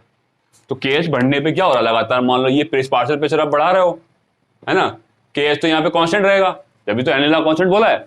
इस केस में एट कांस्टेंट टेम्परेचर पे कांस्टेंट रहेगा, कब रहेगा, एट कांस्टेंट टेम्परेचर, किसी गिवन टेम्परेचर पे वो कांस्टेंट रहेगा। क्या बढ़ेगा, mole fraction of the gas बढ़ेगा, mole fraction of the gas बढ़ता रहेगा। अगर ये आप बढ़ा रहे हैं तो ये बढ़ता रहेगा। तो अगर प्रेशर बढ़ाओगे तो सॉल्युबिलिटी बढ़ेगी, केएच तो कांस्टेंट रहेगा ना। इस केस में एट किसी कांस्टेंट टेम्परेचर पे ऐसा होगा। ओके, तो कांस्टेंट का नाम है, आप प्रेशर बढ़ाने से क्या होगा केएच पे, अरे भैया सॉल्युबिलिटी बढ़ेगी। प्रेशर बढ़ाने से क्या होगा, सॉल्युबिलिटी बढ़ेगी, केएच तो कांस्टेंट ही रहेगा। यहां पे केएच कांस्टेंट रहेगा, टेम्परेचर बढ़ाने पे घटाने पे उस पे वहां फर्क पड़ेगा। ओके,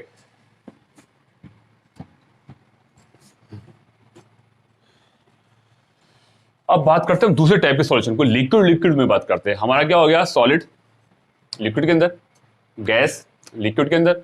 अब हम बात करते हैं लिक्विड इनटू लिक्विड।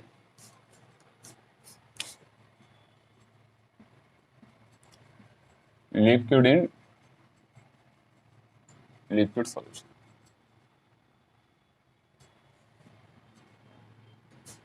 मान लीजिए ये दो लिक्विड है, और दोनों कैसे हैं, दोनों लिक्विड कैसे हैं, दोनों वोलेटाइल हैं। फर्स्ट केस ले लें,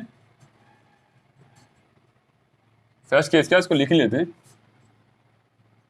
बोथ लिक्विड आर वोलेटाइल।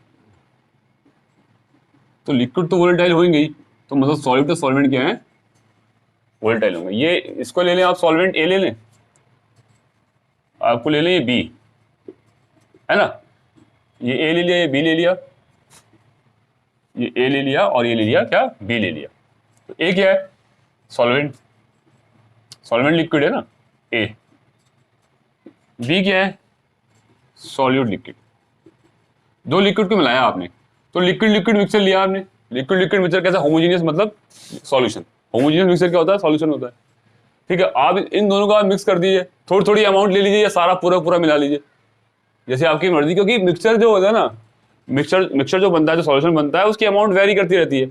आप सॉलिड का भी कम ले लिया, कभी सॉल्वेंट ज़्यादा ले लिया, कभी सॉल्वेंट थोड़ा कम कर दिया, सॉलिड बढ़ा दिया, तो अमाउंट हमेशा सॉल्वेंट की ज़्यादा रहेगी, लेकिन आप सॉलिड की अमाउंट सॉल्वेंट के अंदर चेंज कर सकते हैं, वेरी कर सकते हैं। तो वो हर टाइम में मिक्सिंग में कोई रिएक्शन तो नहीं रही कि इसको इतने मोल्स चाहिए, तो वो हर उस टाइप का सॉल्यूशन बन जाएगा।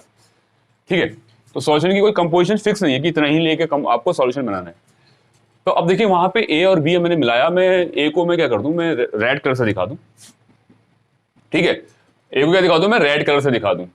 ये मैंने दिखा दिया रेड कलर से, तो ये आपका सॉल्वेंट है, आपका ए कलर से दिखा दिया मैंने रेड से।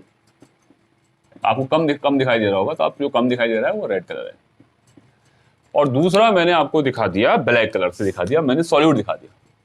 दूसरा लिक्विड कौन सा है, सॉल्यूट है। दोनों की मिक्सिंग हो गई। ठीक है, ये क्या बना दिया हमने, सॉल्यूशन बना दिया।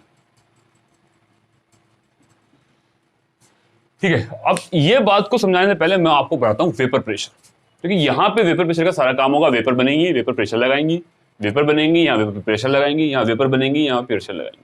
जो यहाँ पे इसकी हर लिक्विड की वेपर होती है, हर लिक्विड की अपनी वेपर होती है, हर लिक्विड की अपनी वेपर होती है।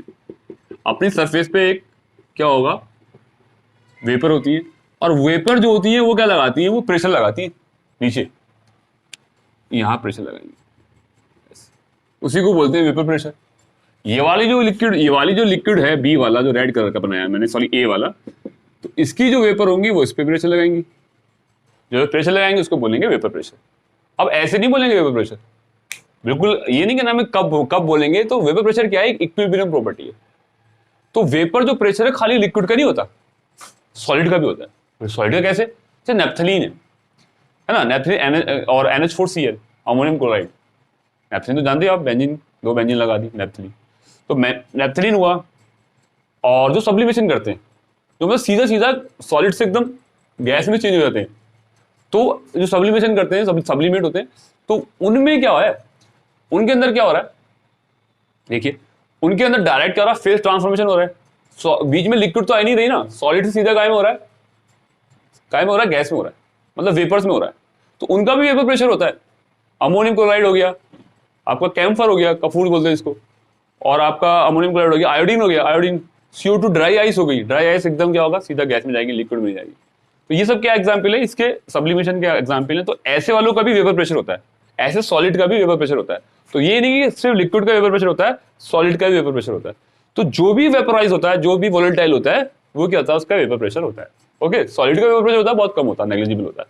ठीक है, अब बात करते हैं कुछ सॉलिड का। मैंने एग्जाम्पल दिया, कुछ सॉलिड का अच्छा खासा होता है जो सब्लिमेट करते हैं, जैसे अमोनियम क्लोराइड हो गया, नेप्थलीन हो गया, कैम्फर हो गया, है ना, आयोडीन हो गया, ड्राई CO2 हो गया, मतलब इसको ड्राई आइस बोलते हैं, CO2 है ना, सॉलिड आइस को।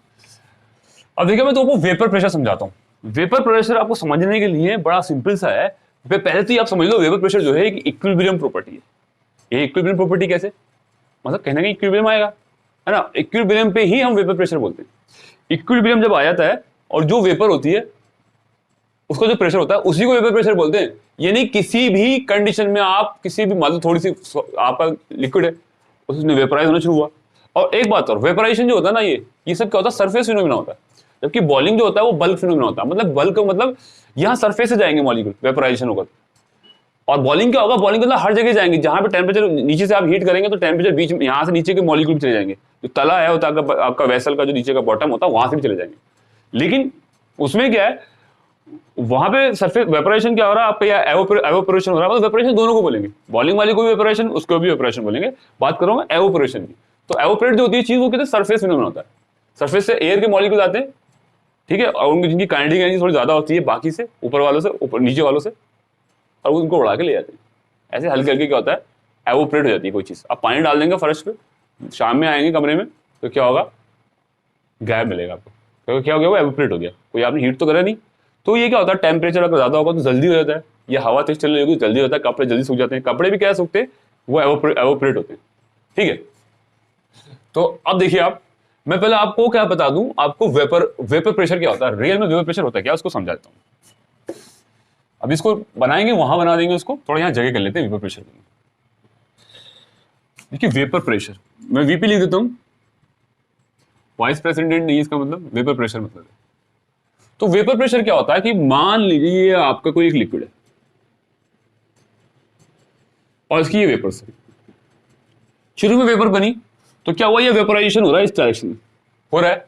तो यहां से 10 मोल जा रहे हैं, उधर 0 थे, उधर बन रहे हैं आपके 1 2 मोल बन गए, 3 मोल बन गए, ऐसे बन गए। तो 10 मोल पर मिनट के हिसाब से 10 मोल इधर जा रहे हैं, तो ये क्या हो रहा है, वेपराइजेशन हो रहा है। फिर यहां पे मॉलिक्यूल क्या हो जाएंगे, खूब सारे इकट्ठे हो जाएंगे।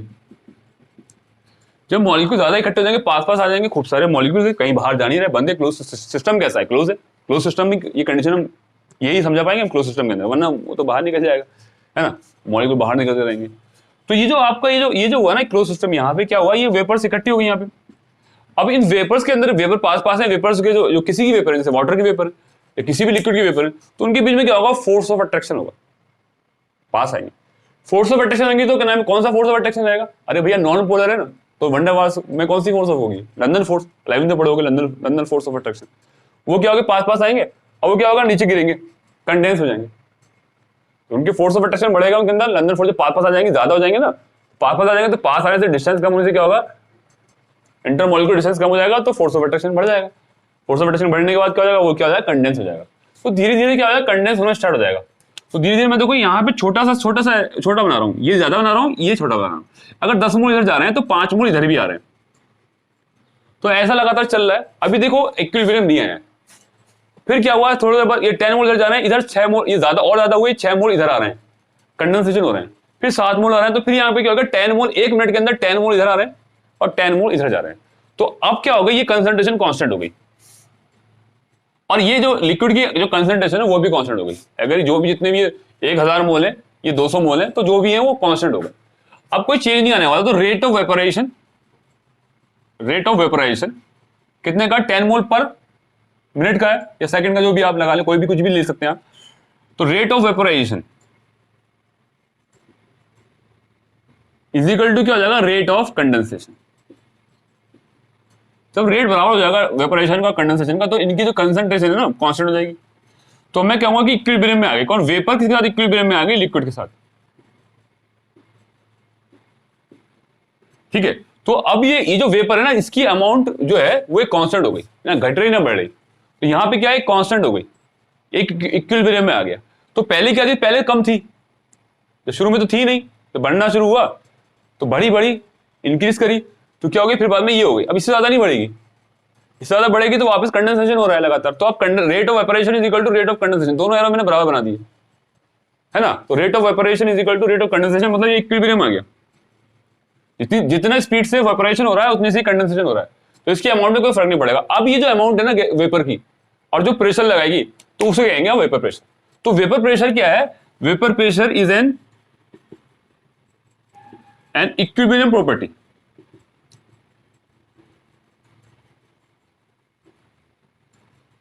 ये कोई एक इक्विलिब्रियम की एक प्रॉपर्टी है।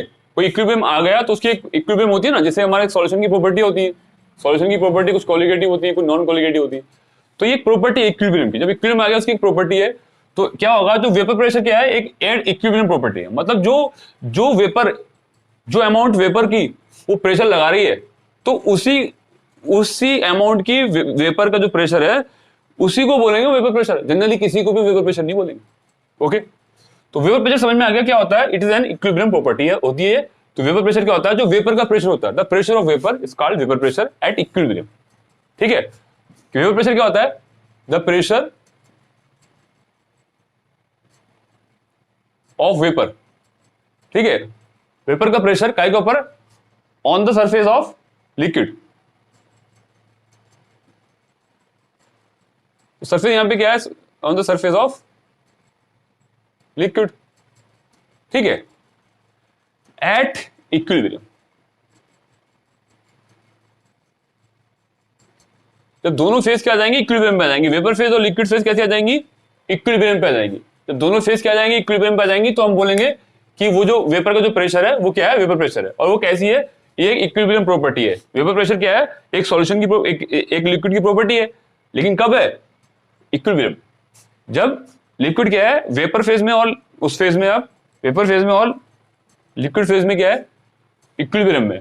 खाली ये नहीं, कोई क्वेश्चन पूछ लेता है, कंपटीशन पूछ लेता है, क्या नाम है, क्या इनके इक्विलिब्रियम की प्रॉपर्टी है, सॉलिड की भी है।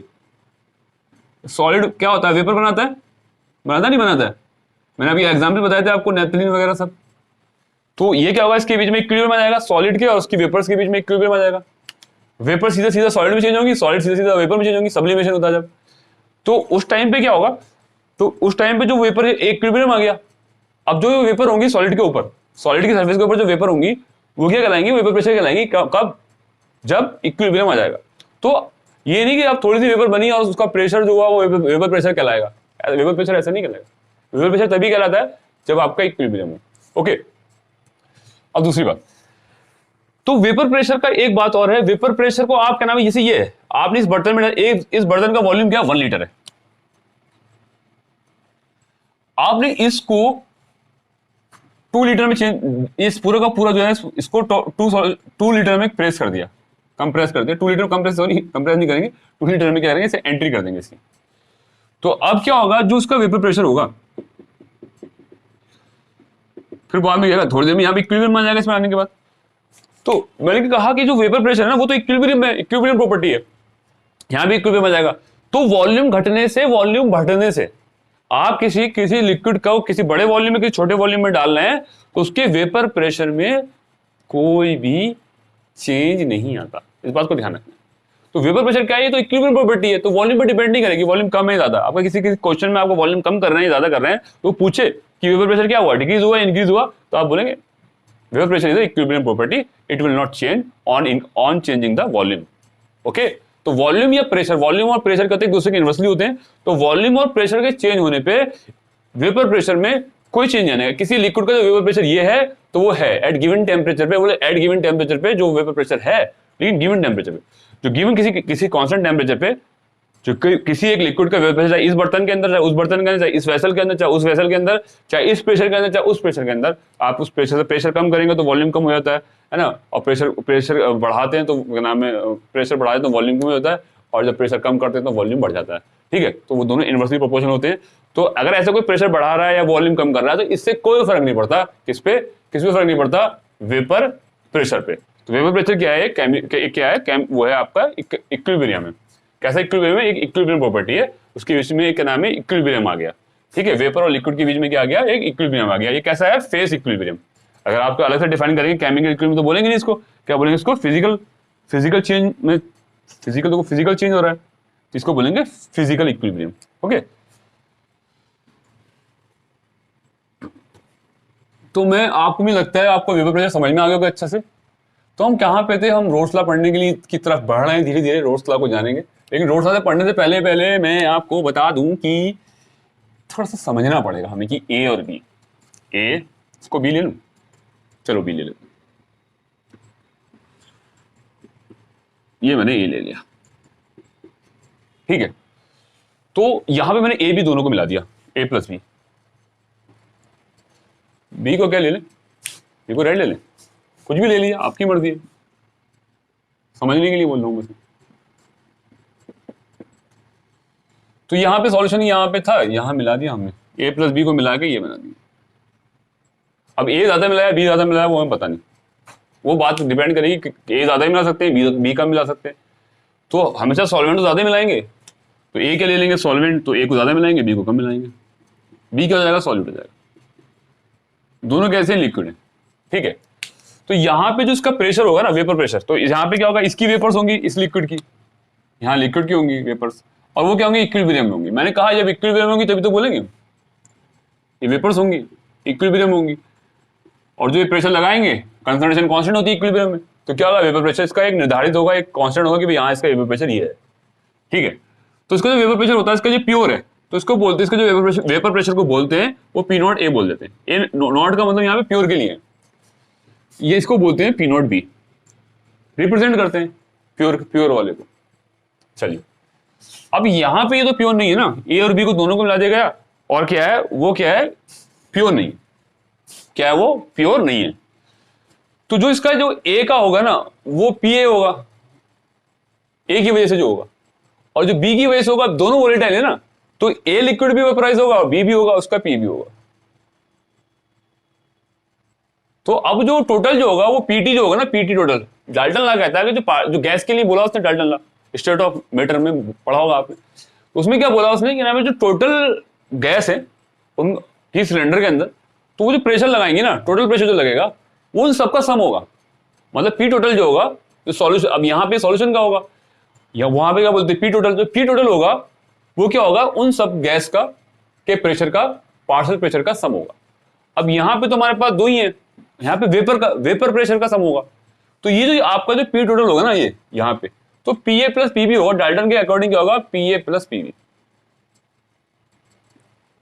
इस सॉल्यूशन का टोटल प्रेशर होगा, आप पी एस भी कह सकते हो, P S is equal to P A plus P B, है ना।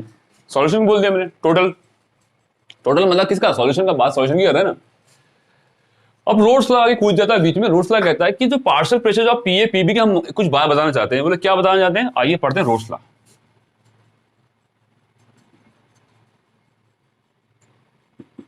रोल्स लॉ कहता है जो ये पार्शियल प्रेशर होता है ना आपका पी ए, पार्शियल का मतलब एक पार्शियल मतलब पार्शियल मतलब एक हिस्सा, ए का कितना हिस्सा है टोटल में, बी का हिस्सा है, दोनों पार्शियल कहते हैं, दोनों का हिस्सा जोड़ देंगे तो टोटल, अगर दो है हमारे बाइनरी ए और बी है बस, तो वो रोल्स लॉ कह रहा है, तो भाई हम एक बात बताना चाह रहे हैं, इन्फॉर्मेशन देना चाह रहे हैं आपको, जो पार्शियल प्रेशर जो पी है ना वो डायरेक्टली प्रोपोर्शनल होता है, वो बोले पी ए जो ये प्रेशर होंगे ना, ये ए का जो प्रेशर लगेगा उसकी वेपर के हिसाब से लगेगा, और वेपर जो यहाँ पे आएंगी ना, जितने यहाँ पे मोल फ्रैक्शन आप, जितने आपका सॉल्यूशन के अंदर आप ए मिला रहे हैं तो उस पर डिपेंड करेगा। अगर आपने ए ज्यादा मिलाया, ए कंपोनेंट ज्यादा मिलाया, तो क्या नाम है उसका मोल फ्रैक्शन यहाँ ज्यादा होंगे, जब आपने ए कंपोनेंट ज्यादा मिलाया तो मोल फ्रैक्शन ज्यादा होंगे, तो आपका पीए भी ज्यादा होगा। तो जितना आप ए मिलाएंगे इतना ही यहां पे वेपर बनेंगी, और ये क्या होगा, डायरेक्टली प्रोपोर्शनल होगा मोल फ्रैक्शन ऑफ ए के। बोले ऐसी दूसरे कंपोनेंट का जो पार्शियल प्रेशर होगा ना पीबी, वो क्या होगा, डायरेक्टली प्रोपोर्शनल होगा मोल फ्रैक्शन के उसके, कि आपने बी कितने मिलाए। अगर आप मोल फ्रैक्शन अगर बी कंपोनेंट की आगे कंपोजिशन कम है तो आपका पीबी भी कम होगा, और अगर आपका क्या नाम है मोल फ्रैक्शन ज्यादा है तो आपका पीबी भी ज्यादा होगा। आपका एक्स भी ज्यादा है तो पीबी भी ज्यादा होगा, तो वो डायरेक्टली प्रोपोर्शनल होगा। तो सेम ऐसी है जैसे partial pressure of any gas, जो पार्शियल प्रेशर तो गैस होती थी डिसॉल्व, वो किससे डायरेक्टली प्रोपोर्शनल थी, जितने number of particle amount of gas dissolve थी, यानी मोल फ्रैक्शन लिया था हमने गैस का। तो ये तो था सिर्फ वहां गैस थी, यहाँ पे हमने लिक्विड का लिया अलग अलग, यहाँ दोनों लिक्विड अवेलेबल लिए हमने, वहां सिर्फ गैस की बात कर रहे थे। तो वहां पे हेनरी लॉ कांस्टेंट था, और यहां पे क्या होगा, यहां पे उन्होंने कांस्टेंट लिया है, बोले अपने प्योर का लिया है, प्योर वाले का लिया है, प्योर वाले का पार्शियल प्रेशर कांस्टेंट लिया है पी नॉट ए, और यहां पे पी बी जो लिया है इन्होंने पी नॉट बी और एक्स। वहां पे केज मैंने क्या बताया था आपको, अगर केज मैंने बताया था अगर मोल फ्रैक्शन गैस के अगर 1 कर दिए जाए तो सारा का सारा जो कहना है जो केज किसके बराबर आ जाएगा, प्योर की गैस का प्रेशर के बराबर तो आ जाएगा। पार्शियल प्रेशर तो gas is equal to KH, KH क्या हो जाएगा, जब सारी की सारी गैस हो जाएगी तो केएच जो हो जाएगा वो पीएच के बराबर हो जाएगा। हमने ये बात करी थी ना, हमने ये बात करी थी कि partial pressure of the gas is equal to क्या हो जाएगा, KH mole fraction of the gas की सॉल्यूशन के अंदर। तो अगर मान लो सपोज हाइपोथेटिकली सोच लो कि मोल फ्रैक्शन क्या आ जाए, 1 आ जाए, मतलब सारी की सारी गैस हो, तो क्या हो जाएगा उस टाइम, तो ये क्या हो जाएगा, पार्शियल प्रेशर ये तो प्योर हो जाएगा ना, बिल्कुल प्योर गैस हो जाएगी। तो ये जो इस प्योर का जो प्रेशर है ना, इस प्योर गैस का जो प्रेशर है वो कितना है, वो जो पार्शियल प्रेशर कितना है, जो पी गैस है वो कितना है, केएच के बराबर है। तो केएच क्या हो गया, केएच क्या है, केएच वो प्रेशर है जो किसी गैस के, प्योर गैस के ऊपर जो प्रेशर होता है ना, पार्शियल प्रेशर होता है, वो केएच है। आप इस तरीके समझिए, ये बात समझ में आई, वो मैंने पहले भी समझाया था आपको, ठीक है।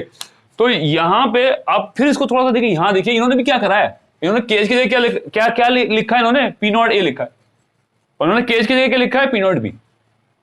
अब पी नॉट ए क्यों लिखा है, क्योंकि जो आपका जो पार्शियल प्रेशर ऑफ ए होगा ना, आपको जैसे वहां गैस से कंपेयर कीजिए partial pressure of the gas, यहाँ partial pressure of the A component of a liquid, कोई ए लिक्विड है, कोई ए कंपोनेंट वाला लिक्विड है, उसका पार्शियल प्रेशर है, वो डायरेक्टली प्रोपोर्शनल किसके है, मोल फ्रैक्शन। मोल फ्रैक्शन कितने इसके ए कंपोनेंट के मोल फ्रैक्शन कितने, तो ये प्रोपोर्शनलिटी कांस्टेंट वहां पे केज लगाया था, केज क्या था, प्योर गैस का था, अगर प्योर मोल फ्रैक्शन बना जाए, अगर यहाँ पे 1 कर दिया जाए तो क्या होगा, पार्शियल प्रेशर ये इसके बराबर हो जाएगा। तो ये प्योर वाले का लगा दिया, ऐसे वहां क्या लगा दिया, प्योर वाले का, पीबी के साथ क्या हो गया, ये प्योर वाले का लगा दिया।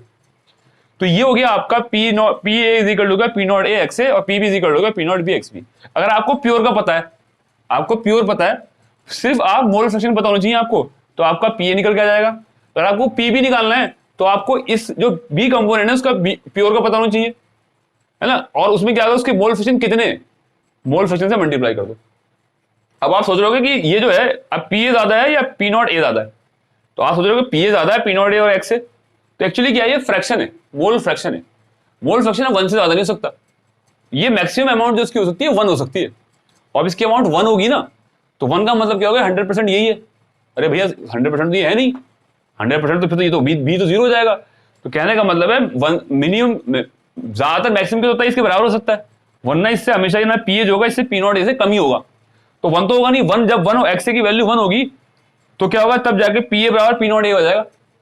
मतलब कहने का मतलब है अगर इस सॉल्यूशन के अंदर सारे जो मोल फ्रैक्शन है ना वो मतलब ए के ही है, तो सारे जो नंबर ऑफ मोल्स हैं वो किसके हैं, ए कंपोनेंट के ही हैं, तो मतलब क्या है, ये तो प्योर हुई है ना, तो मिक्सचर कहां, सॉल्यूशन कहां हो गया, वो सारे का सारा आप कह रहे हो कि मोल फ्रैक्शन अगर इसके पूरे के पूरे यही हो जाए और इस रोल्स लॉ लगाएं तो क्या होगा, यहाँ पे x इज इक्वल टू 1, तो पी ए बराबर क्या जाएगा, पी नॉट ए। इसका मतलब ये प्योर वाला है, तो ये कंडीशन है, ये इसकी बात कर रहे हैं आप। तो सॉल्यूशन में कभी 1 तो होगा नहीं, 1 से कम होगा, तो 1 से कम होगा तो ये वैल्यू हमेशा क्या नाम है जो होगी, पी ए की वैल्यू जो होगी पी नॉट ए से कम आएगी। ऐसी सीन क्या है सेम बी वाले केस में, दूसरे कंपोनेंट के वाले केस में, ठीक है। तो डाल्टन के हिसाब से क्या होगा, पीटी जो हो जाएगा आपका, या पीएस सॉल्यूशन जो हो जाएगा, पीटी लेके चलते हैं, चलिए कभी भी चेंज कर लिए पीटी को पीएस में, तो क्या हो जाएगा, पीए की जगह क्या लिख दूंगा मैं, P naught A X A, और प्लस क्या होगा पी नॉट बी और एक्स बी। ओके, यहां पे क्या हो जाएगा, टोटल क्या हो जाएगा, P naught A X is equal to P naught B X B. तो ये रोल्स लॉ है, और रोल्स लॉ, ये हमारा रोल्स लॉ जो हमारा ये आया ना, इसको थोड़ा सा और सिंप्लीफाई कर सकते हैं। ये रोल्स लॉ था, पी टोटल ऐसा आ गया, डाल्टन लॉ को रोल्स लॉ में क्या लगा दिया, डाल्टन लॉ लगा दिया, और थोड़ा सा और नया फॉर्मूला बन गया हमारा। तो आप नोट कर लीजिए, स्क्रीनशॉट ले लीजिए।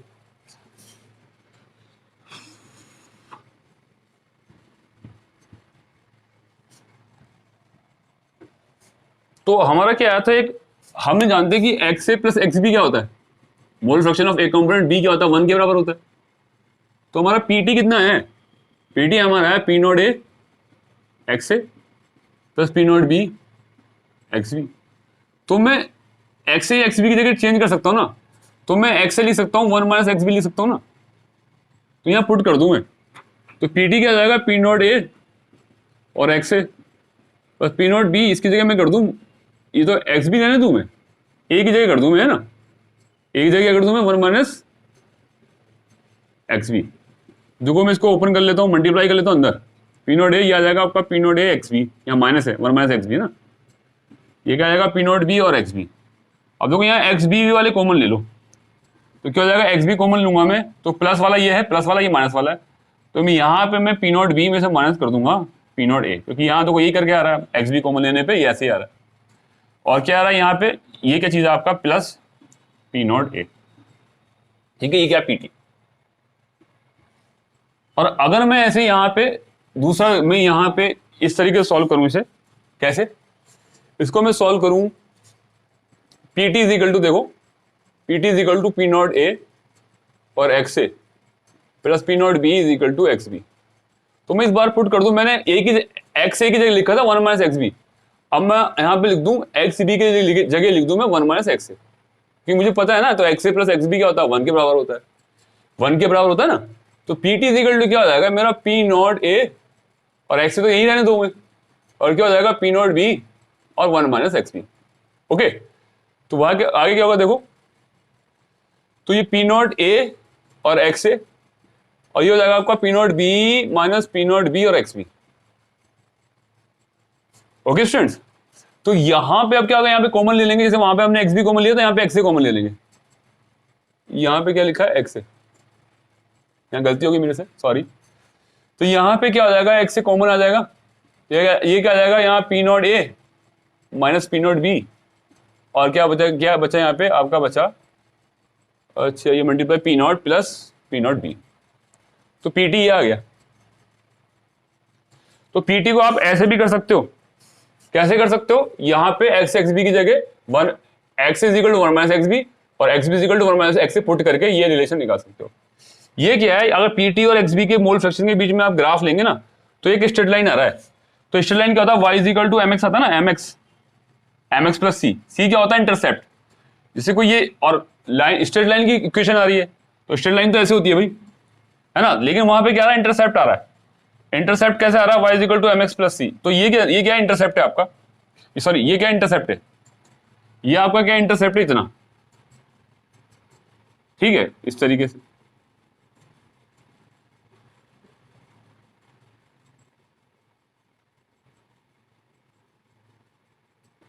ये ठीक है, ये इतना इंटरसेप्ट आ रहा है, और ये क्या आ रहा है आपका, स्लोप आ रहा है, P naught B minus P naught A, और एक्स बी क्या आ रहा है, मोल फ्रैक्शन आ रहा है, एक्स बी के मोल फ्रैक्शन।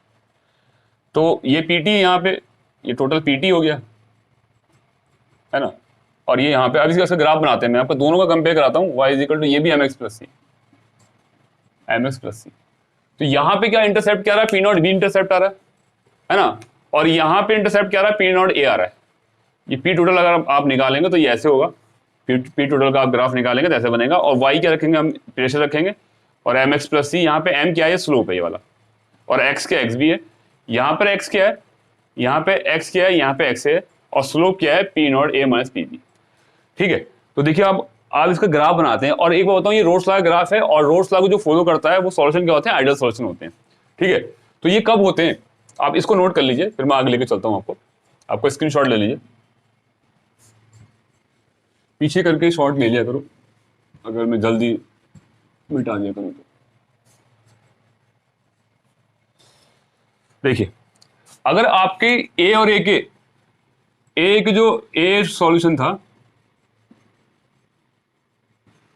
उसके अंदर force of attraction van der Waals force of attraction रहेंगी, और बी के जो वंडरवाल फोर्स ऑफ अट्रैक्शन है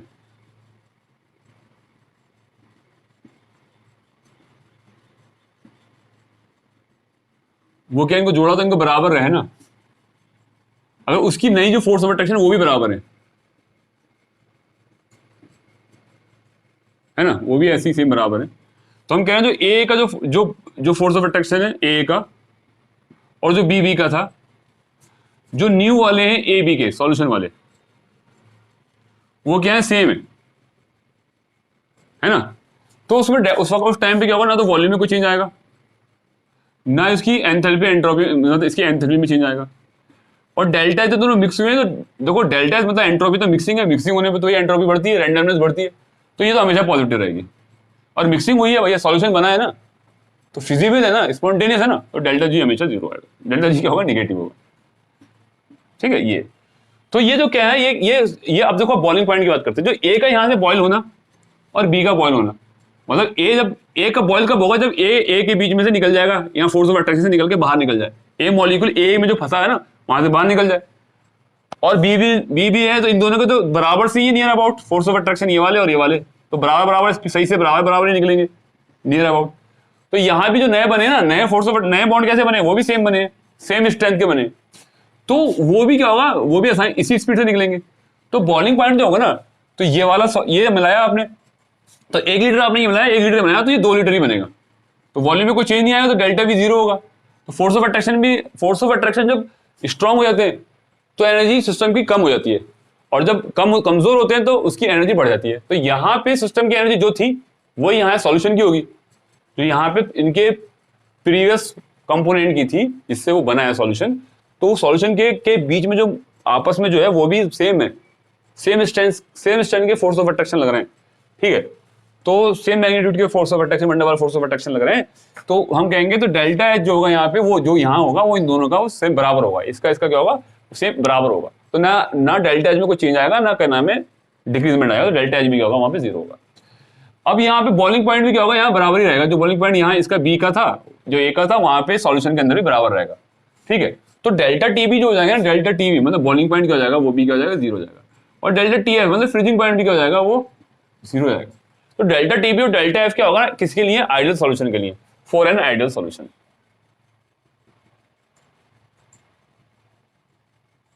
फॉर एन आइडियल सॉल्यूशन के लिए क्या होगा, एक तो ये सब चीजें होंगी, ये होगा, और आइडियल सॉल्यूशन में क्या होगा, रोल्स लॉ को फॉलो भी करेगा, ओबे roles law.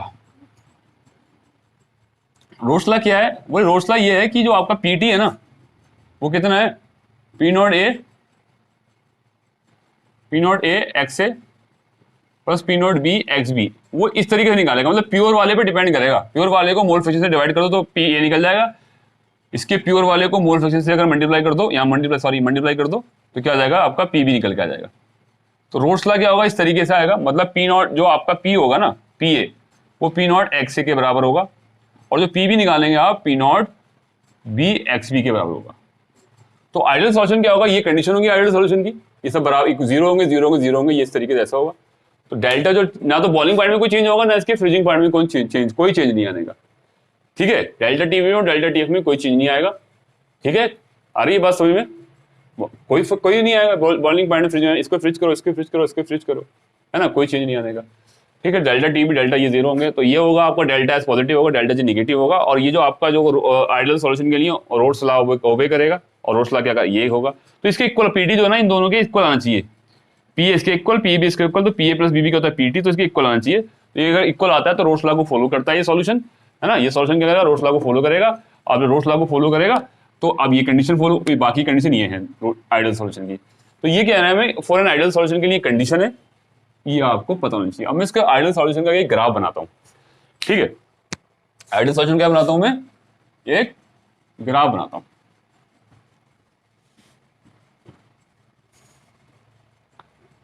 Graphical representation for an ideal solution.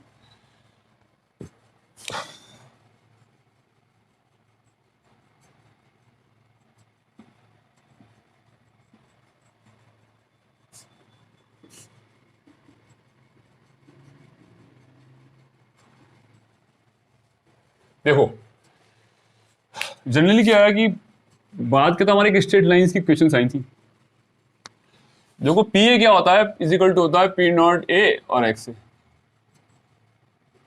और पी बी क्या होता है, पी बी क्या होता है, देखो रोड्स लॉ के अकॉर्डिंग पी नॉट बी और एक्स पी। तो आइडियल सॉल्यूशन में तो ये फॉलो करेगा ना, पी बी इसके बराबर होगा। इसको बराबर लेके चलेंगे, जब सॉल्यूशन आइडियल है तो रोड्स लॉ को फॉलो करेगा और इसको बराबर लेके चलेंगे। तो y इज इक्वल टू यहाँ पे क्या हो जाएगा, ये x है ये m हो जाएगा, y is equal to M X. ठीक है, तो y इज इक्वल टू ये एम एक्स की तरह काम करेगा। ठीक है, तो अब देखो y is equal to M X, यहाँ पे मैं x इज इक्वल टू यहाँ पे 1 कर दूं कि सारा का सारा क्या है, a कंपोनेंट है और यहाँ पे b की 0 है। मैं एक ऐसा मिक्सचर बना रहा हूँ जिसमें क्या नाम है सिर्फ a है और b है ही नहीं। फिर क्या हुआ, धीरे धीरे मैं क्या नाम है ये कम कर रहा हूँ, ये बढ़ा रहा हूँ इस तरफ, इस तरीके से ऐसे है। और यहाँ पे मैं क्या नाम है एक यहाँ पे एक मैं ऐसा वो बना रहा हूँ, मिक्सचर बना रहा हूँ जहाँ पे सिर्फ b भी है और a वहाँ पे है ही नहीं। और ये बीच में ऐसे हैं, यहाँ बीच में 50-50 है और बीच में सब ऐसे हैं जो क्या नाम है इधर जाएंगे तो x से ज्यादा है और इधर जाएंगे तो b भी। तो बहुत सारे नंबर ऑफ मैंने क्या बना लिए, नंबर ऑफ सॉल्यूशन बना लिए। ठीक है, तो वहां से तो एक्सपेरिमेंट करूंगा तो वहां से उनका पार्शियल प्रेशर वगैरह सब ये फार्मूला लगा के ये स्ट्रेट लाइन खींचेंगे हम लोग।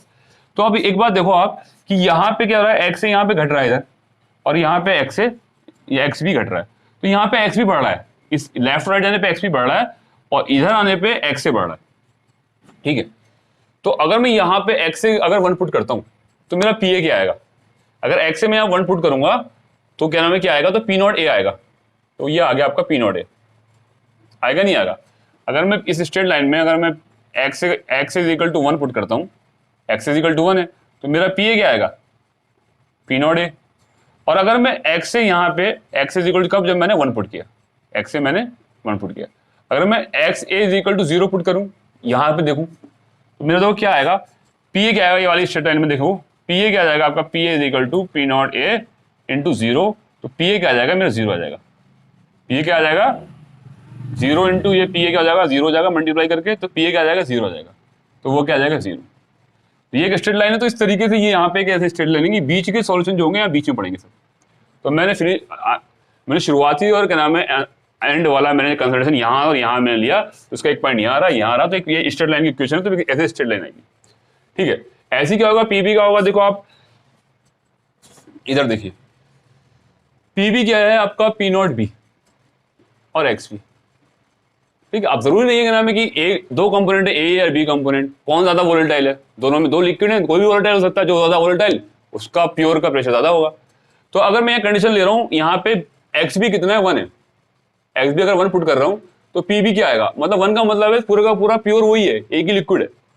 तो उस ऐसे कंडीशन में क्या आएगा, पी नॉट बी इंटू 1, तो ये पी बी जो आ जाएगा ना पी नॉट बी के बराबर आ जाएगा। जो पी बी है ना यहाँ पे कितना आएगा, पी नॉट बी के, तो पी नॉट बी मान लो ये आ गया आपका, इससे कम भी हो सकता है, ज्यादा भी हो सकता है, बराबर भी हो सकता है ए और बी के। अपना लिक्विड जो ज्यादा वोलेटाइल होगा उसका प्योर का ज्यादा आएगा। ठीक है, मैं इसको ज्यादा मान के चल रहा हूँ, आप कम बना के ले लीजिए, कुछ भी बराबर लेके चल लीजिए, दो का तो बराबर मुश्किल होगा, थोड़ा बहुत तो ऊपर नीचे होगा।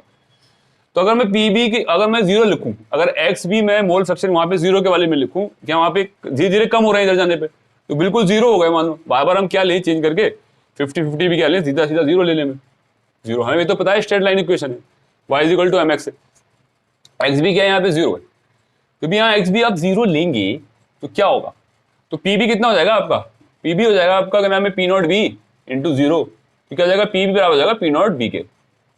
तो पीबी कितना आ जाएगा, पी नॉट क्या आ जाएगा 0 के बराबर, तो पीबी कितना जाएगा 0, तो पीबी क्या आ रहा है आपको 0 आ रहा है ये, तो ये भी क्या स्ट्रेट लाइन है, बीच में आप डाटा लेंगे तो बीच में ही आएंगे। ठीक है, और हमारे पास एक अभी पीछे हमने करा था एक दो हमने वो करे थे सिंप्लीफाई, पीटी बराबर करके थे, ऐसे ऐसे कुछ आया था हमारा, PT is equal to P A plus P B, फिर हमने लिखा था है ना पीटी इज इक्वल टू ऐसा आया था मोल फ्रैक्शन वाला, है ना। तो अब वो क्या होगा, वो भी एक स्ट्रेट लाइन थी, मैंने आपको बताया था। तो उसके बीच में आप क्या होगा वहां पे, पीटी अगर मोल फ्रैक्शन में एक्स में लोगे एक्स बी में दोनों लिखी थी मैंने, तो उसके बीच में आएगी ये लाइन, ये स्ट्रेट लाइन आएगी इनके बीच में। तो P इज इक्वल टू क्या आ जाएगा आपका, P टोटल क्या जाएगा, P A plus P B. ठीक है, तो ये वाली लाइन कौन सी है, ये आपकी पी ए वाली है, पी नॉट और एक्स है, ये स्ट्रेट लाइन इक्वेशन है। ये वाली कौन सी है, P naught B X B किसके बराबर है, ये पी बी के बराबर, ये इसके बराबर है, और ये पी टोटल के बराबर है। पी टोटल आप यहाँ कर सकते हो, पी ए को लिख सकते हो आप पी नॉट ए एक्स है और plus P naught B x. ठीक है, तो ये हमारा क्या है, एक आइडियल सॉल्यूशन के लिए ग्राफ है। ठीक है, तो ये पी है, पी नॉट बी, ये ऊपर नीचे हो सकते हैं, अलग अलग लिक्विड है, हो सकता है जो ज्यादा वोलेटाइल होगा उसका प्योर का ज्यादा होगा। तो ये प्योर वाली कंडीशन है, जब इनको आप मिक्स कर रहे हैं तो ये मिक्स वाले हैं, मिक्स वाली कंडीशन आ रही है। ठीक है, ये मिक्स वाली, ये प्योर वाली है। तो यहाँ पे दो लिक्विड है, दो लिक्विड को आप मिला रहा हूँ, एक का इतना है, एक का इतना है, तो दोनों का सॉल्यूशन क्या होगा, इन दोनों के बीच में आएगा। अभी तो ये प्योर ए है, ये प्योर बी है, तो दोनों को यहाँ पे मिला रहा हो तो ए ज्यादा है बी कम है, तो जब यहाँ आएगा तो बोले बी ज्यादा है तो यहाँ आएगा। तो ये क्या है, सॉल्यूशन का आ रहा है, ये अपना इनका प्योर कंपोनेंट का अलग अलग आ रहा है, ये सॉल्यूशन का, ये सॉल्यूशन वाला आ रहा है। पीटी क्या है, ये पीएस सॉल्यूशन है, आपको पीएस भी लिख सकते हो, पीएस सॉल्यूशन। तो ये हमारा था स्टूडेंट आइडियल सॉल्यूशन के लिए। ठीक है, तो आइडियल सॉल्यूशन को, अगर आइडियल सॉल्यूशन कब होंगे, जब रोल्स लॉ फॉलो किया जाएगा। तो ये ग्राफ है हमारा, रोल्स लॉ को हमने फॉलो करके हमने बनाया। अब जैसे आइडियल सॉल्यूशन है तो नॉन आइडियल सॉल्यूशन भी होते हैं। ठीक है, नॉन आइडियल सॉल्यूशन हम नेक्स्ट लेक्चर में पढ़ेंगे, लेक्चर का वीडियो बड़ी हो जाएगी। ठीक है, तो आपको एक बार रिवाइज कराता हूं मैं यहाँ पे कि नाम इसमें क्या होता है, आइडियल सॉल्यूशन में क्या होता है, एक तो रोल्स लॉ को फॉलो करता है, दूसरा आपका क्या नाम है, जो मिक्सिंग होती है उसमें कोई हीट ना तो निकलती है और ना हीट वो लेता है, ना मतलब एक्सोथर्मिक है, ना वो मिक्सिंग, ना एंडोथर्मिक मिक्सिंग है। तो इनके जो फोर्स ऑफ अट्रैक्शन है, जो मतलब जो one double force of attraction है, जो ए के प्योर के थे और जो बी के प्योर के थे, तो वो ए बी जो सॉल्यूशन बनेगा उसके भी सेम रहेंगे। तो फोर्स ऑफ अट्रैक्शन बराबर रहेगा, तो उसका ना तो वो पास जितनी दूरी पे थे वो इतनी दूरी पे ए भी रहेंगे, तो वॉल्यूम में क्या होगा, दोनों का टोटल के सम के बराबर होगा। 1 लीटर ए है, 1 लीटर बी है, तो 2 लीटर आपका सॉल्यूशन बनेगा। तो वॉल्यूम में कोई चेंज नहीं होने वाला, 2 लीटर वो दोनों थे और 2 लीटर ये है, कहीं नहीं गया वॉल्यूम, कहीं नहीं गया, तो वॉल्यूम में चेंज नहीं आने का, तो डेल्टा वी क्या होगा, 0 होगा। और डेल्टा एच जो होगा आपका वो भी क्या होगा, 0 होगा, क्योंकि फोर्स ऑफ अट्रैक्शन ना तो घट रहा है ना बढ़ रहा है, तो आपकी ना एनर्जी बढ़ेगी ना घटेगी, ना सिस्टम स्टेबल होगा ना अनस्टेबल होगा। सिस्टम अगर स्टेबल होता है तो उसकी एनर्जी कम होती है, अगर सिस्टम के नाम में अनस्टेबल होता है तो उसकी एनर्जी की एनर्जी बढ़ती है। ठीक है, तो बढ़ेगी ना सिस्टम, यहाँ पे एनर्जी बढ़ रही है ना घट रही है, तो डेल्टा एच क्या होगा, यहाँ पे बिल्कुल एकदम क्या होगा, यहाँ पे 0 होगा। अब डेल्टा एच मिक्सिंग जो होगी वो हमेशा पॉजिटिव आएगी, चाहे वो सबके नहीं आती, क्योंकि मिक्सिंग हो रही है, फिजिबल कंडीशन है ना, स्पॉन्टेनियस हो रही है। तो डेल्टा जी जो होगा नेगेटिव आएगा और डेल्टा एच जो होगा पॉजिटिव आएगा। डेल्टा एच पॉजिटिव क्या होगा, मिक्सिंग हो रही है, मिक्सिंग का मतलब है एंट्रोपी बढ़ रही है, डिग्री ऑफ रेंडमनेस। तो डिग्री ऑफ रेंडमनेस बढ़ी जब मिक्सिंग होगी ना, तो रेंडमनेस बढ़ेगी, तो रेंडमनेस बढ़ी तो इसका मतलब क्या हो रहा है कि सॉल्यूशन क्या हो रहा है, मिक्स हो रहा है। रेंडमनेस बढ़ी तो एंट्रोपी हमेशा डेल्टा एच जो होगी पॉजिटिव आएगी। और बॉइलिंग पॉइंट और फ्रीजिंग पॉइंट का जो डिफरेंस है, ठीक है, उनके बीच में डिफरेंस जो होगा वो हमेशा क्या आएगा, कोई डिफरेंस जो आपके प्योर का था वही क्या होगा, आपका सॉल्यूशन का होगा, है ना, फ्रीजिंग और बॉइलिंग पॉइंट, तो उसमें कोई चेंज नहीं आएगा। तो डेल्टा टी बी और डेल्टा टी एफ क्या होगा, सेम होगा दोनों का। ये क्या है, डिफरेंस है ना, कोई डिफरेंस क्या है, 0। Elevation boiling point, difference freezing point क्या होगा, यहाँ पे 0 आएगा। इसके लिए आइडियल सॉल्यूशन के लिए अब हम पढ़ेंगे नेक्स्ट सेक्शन में नॉन आइडियल सॉल्यूशन पढ़ेंगे, पॉजिटिव डेविएशन, नेगेटिव डेविएशन, वहाँ ग्राफ पढ़ेंगे उसके बारे में, फिर हम क्वालिटेटिव प्रॉपर्टी पढ़ेंगे। Okay students, bye. ओके, ठीक है।